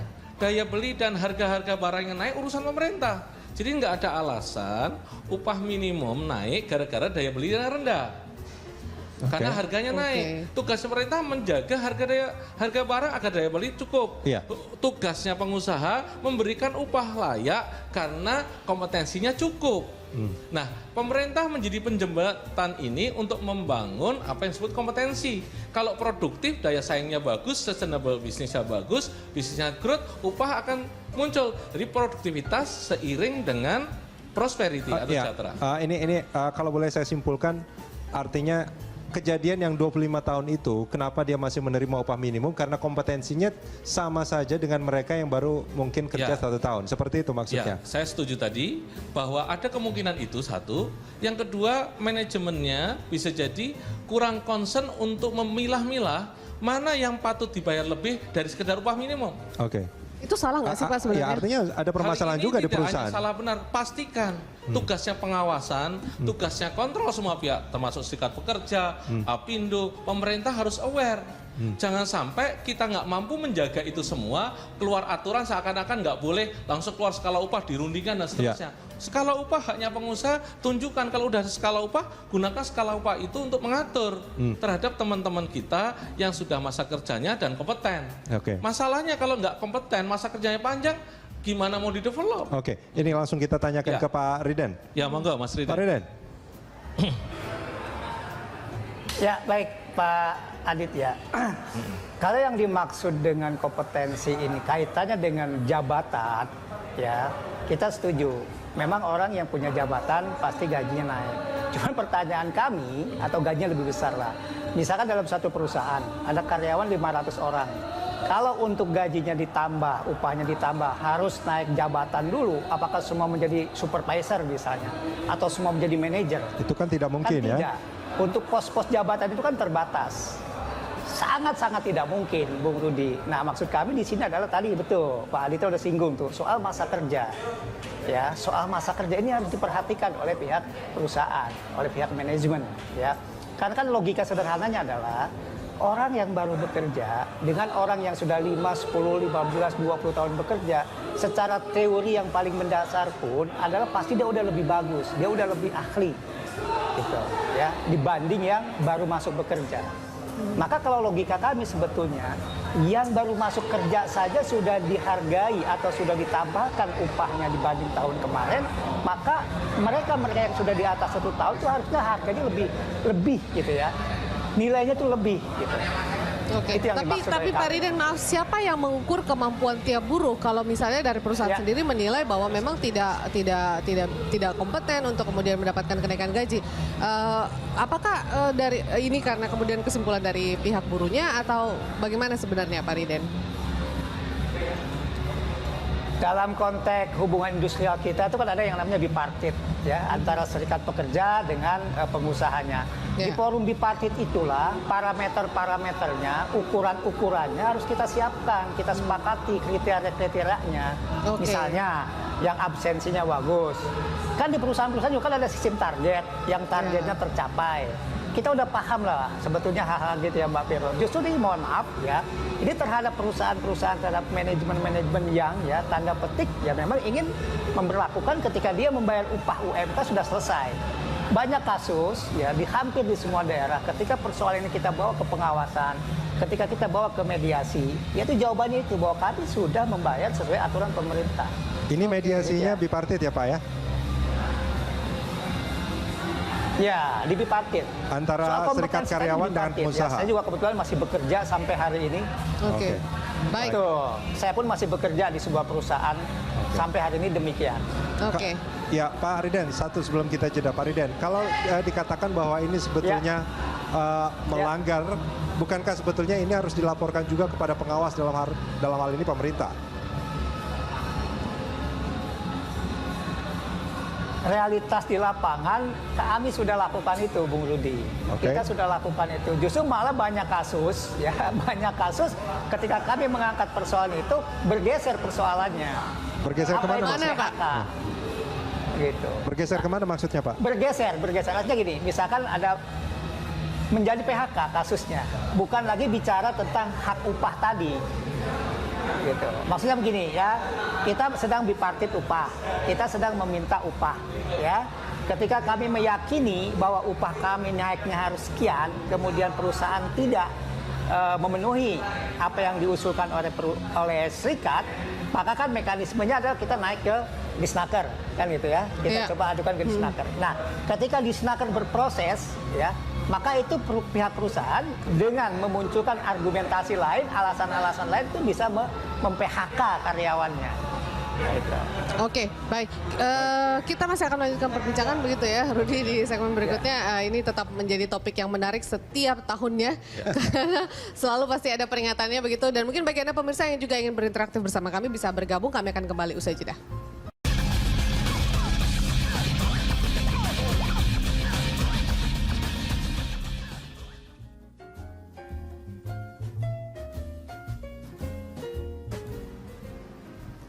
Ya, dialog kita lanjutkan kembali masih bersama Pak Aditya Warman dari Apindo dan di Senayan masih bersama Pak Riden Hatam Aziz. Ya. Pak Riden, boleh saya simpulkan ya kalau misal dari pernyataan Pak Riden tadi bahwa dari apa istilahnya kalau Pak Riden tadi bilang secara teori mereka yang bekerja lebih lama mestinya kompetensinya ini pasti lebih baik daripada mereka yang pertama kali masuk ya Pak ya? Ya, logika sederhananya demikian. Dan mestinya mereka juga mendapatkan upah yang lebih dibandingkan upah minimum, dan permasalahannya banyak perusahaan-perusahaan yang tidak melakukan itu. Dan ketika ini dibawa di bipartit, bahkan mungkin dalam tripartit pun nampaknya posisi para buruh ini lemah. Betul. Baik. Oke. Baik, mungkin masih begitu Ya, Pak gimana Aditya. nih, Pak? Begitu sesederhana itu sebenarnya proses yang ada. Kami atau bagaimana? sangat memahami apa yang disampaikan oleh Mas Riden ya. Dan seluruh rekan-rekan sahabat buruh, sahabat pekerja yang ada di tingkat bipartit. Satu poin, kita harus melakukan penguatan bipartit di masing-masing perusahaan. Oke. Agar kita fokus mencoba untuk mendorong upah yang ada secara internal ada hubungan linear dengan kompetensi. Ini penguatan bipartitnya maksudnya hubungan industrial di antara di bipartit. Karena biasanya kan pengusaha nggak suka tuh kalau banyak Apindo dengan serikat-serikat buruh itu. Dengan sangat yakin mendorong untuk penguatan bipartit. Apindo ya? Apindo. Oke. Kenapa? Hubungan bipartit yang kuat akan menjadikan selesai masalah di tingkat bipartit. Oke. Dan nggak perlu demo-demo di luar sebetulnya. Letak kekuatannya di mana ya Pak? Maksudnya letak kekuatannya apa yang dijamin, apa yang diberikan. Hak dan kewajiban terjadi. Kalau perusahaannya bagus, nggak apa-apa dapatnya bagus. Produktivitas ada hubungan positif dengan prosperity, dengan kesejahteraan. Tapi saya akan masuk dulu gini. Kenapa kok upah selalu menjadi trending topik di setiap tahun di May Day dan seterusnya? Ayo kita lihat. Upah itu untuk apa? Untuk hidup mereka. Buruh-buruh perlu di-cover hidupnya. Hidup untuk apa uangnya? Satu, untuk rumah. Mampukah hari ini ada policy yang membangun kawasan industri ada rumahnya dekat situ, ya, dormitory atau apa? Keputusan tentang rumah itu penting. Rumah tentu akan berkolaborasi dengan lembaga yang ada. Apakah Tapera kita kaji nanti ya? Kita nggak biasa. Tapi kan lewat BPJS Tenagakerjaan juga ada pinjaman DP atau uang muka atau subsidi angsuran atau konstruksi dan seterusnya. Langkah ini dioptimalkan. Itu satu. Yang kedua terkait dengan kesehatan, terkait dengan pendidikan, terkait dengan transportasi. Kalau itu selesai, mestinya upah berapapun selesai. Iya. Upah minimum ya. Lalu kita ada upah yang disebut upah produktif. Di mana setelah itu karyawannya produktif, kan pasti demand masuk. Dengan masuknya demand dengan baik dan karyawannya kompeten, daya saing perusahaan bagus. Tapi apakah hanya memang karena buruh kemudian demand terhadap produk, sesuatu produk lebih... Kalau Anda mau ngomong masih ada pungli, ada birokrasi, ada high cost dengan spare part, dengan part-part yang masih import dan seterusnya. Dan ini memukul manufacturing kita. Karena kebijakan terhadap manufacturing itu kuncinya satu SDM, satu barang modal. Ya. Sehingga kalau itu bisa dijaga dengan concern dan pemerintah menjaga itu, tentu buruh akan tenang. Dan siapa yang bisa memberikan ketenangan pengusaha pekerja? Hubungan bipartit. Nah, ini kan sebetulnya kalau saya baca sebetulnya apa yang dilakukan oleh para buruh saat ini nih Pak Aditya Warman. Mereka berdemo, kalau dari tuntutannya itu sebetulnya itu bukan kepada pengusaha sebetulnya. Oke. Tapi impactnya kepada pengusaha. Impactnya kepada pengusaha. Apa dampaknya kepada pengusaha? Yuk kita lihat. Anggap ini upah naik terus gitu. Saya tanya, produktivitasnya naik nggak? Semakin employee cost naik dan akan mengganggu operational cost, akan gunting profit, kompetitif nggak perusahaan ini? Nah ini maksud saya sebetulnya, dari segi pengusaha, kenapa misalkan yang harus dilakukan oleh pemerintah misalkan, menjaga harga-harga supaya tetap rendah, segala macam. Proteksi terhadap itu ada tugas pemerintah di situ. Nah itu dia maksud saya, menyambung apa yang disampaikan oleh Pak Adi tadi. Ada kekuatan bipartit antara pengusaha dengan buruh. Nah hari ini saya melihat. Kenapa tidak sama-sama gitu ya? Tidak sama-sama kemudian sesuatu. Apindo mengajak, ayo saatnya bersinergi pengusaha dan pekerja. Ya, Pak Riden dengar itu ya. Hari ini. Pak Riden. Ya, lewat momentum ini akhirnya bersinergi. Pak Riden, sebenarnya tuntutan Pak Riden sama Pak Aditya itu sama sebenarnya. Kenapa nggak bareng-bareng sih setiap media itu menuntutnya kepada pihak atau pengambil kebijakan seperti Bangun itu? tripartitnya, sosial dialog dibuka, apa yang harus didorong. Saya kira Riden juga sahabat saya. Demo bareng mau nggak Pak? Demo menunjukkan bahwa kita bangsa yang kompetitif bareng, oke. Oke, baik Pak Riden, tanggapannya gimana Pak? Gimana Mas Riden? Ya, baik, Mbak Vero. Sebetulnya kalau untuk pengusaha, ya, sekarang di era kepemimpinan Presiden Pak Jokowi, itu dari sekian paket kebijakan ekonominya, itu semua pro pengusaha. Semua pro pengusaha. Ya, justru kami melihat kebijakan-kebijakan pemerintah itu sudah sangat membantu meringankan pengusaha. Justru yang pertanyaan besar kami adalah, kenapa pengusaha sekarang terhadap pekerjanya, terhadap buruhnya masih belum mau. Pak Riden, mungkin maksudnya begini, yang diharapkan pengusaha itu bukan di poin-poin paket kebijakan itu, tapi yang diharapkan kemudian adalah kesejahteraan bagi karyawannya atau buruh-buruh yang bekerja di perusahaannya, mungkin lebih ke situ. Mungkin bisa menjawab. Pak Riden, Ya, maksudnya gini Mbak. sebentar Pak Riden, boleh saya ngomong satu poin? Maksudnya gini Mbak Pero. Oke. Ya Pak, silakan. Ya, silakan. Ya Pak Riden. Dalam 5 tahun ada kepastian kenaikan upah dalam kondisi ekonomi, apapun turun naik tetap naik. Mendasarkan itu. Itu sebuah keberanian pemerintah menjaga bahwa buruh terproteksi. Pertanyaannya, 5 tahun ini kita mau apa? Ayolah bersinergi untuk menyusun pasca 5 tahun upah mau diapain? Dalam 5 tahun ini kita tunjukkan produktivitas. Tanpa nunjukin produktivitas, tanpa membangun kompetensi dan concern Pak Menteri, saya kira bagus saat ini. Membangun kompetensi berbasis sertifikasi untuk mengangkat harkat marwahnya buruh. Oke, silakan. Marwah buruh harus diangkat, masa depan buruh harus diangkat. Permasalahannya peningkatan kompetensi para buruh dilakukan nggak oleh pengusaha?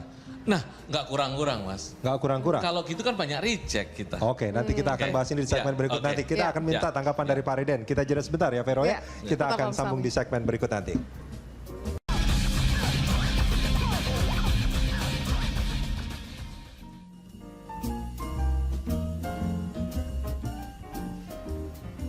Ya, dialog kita lanjutkan kembali, masih membahas soal kualitas buruh dan juga produktivitasnya, masih bersama Pak Aditya Warman dari Apindo, dan di Senayan masih bersama Pak Riden.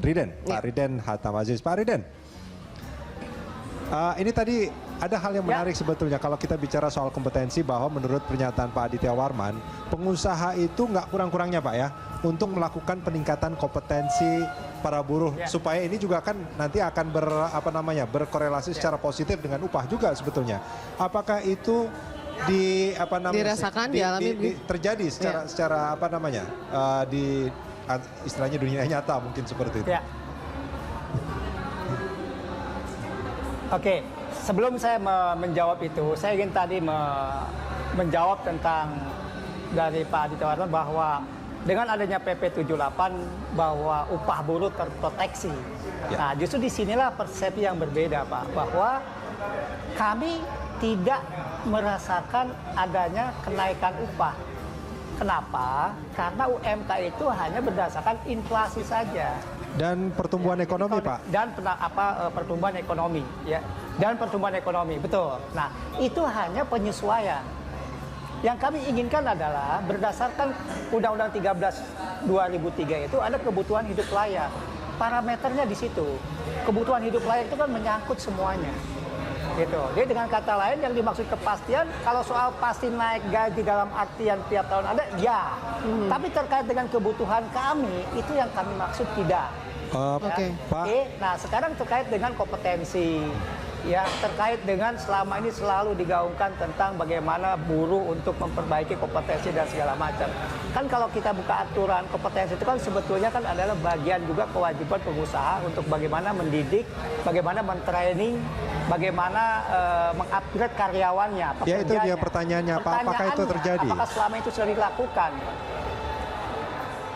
Tidak sama sekali.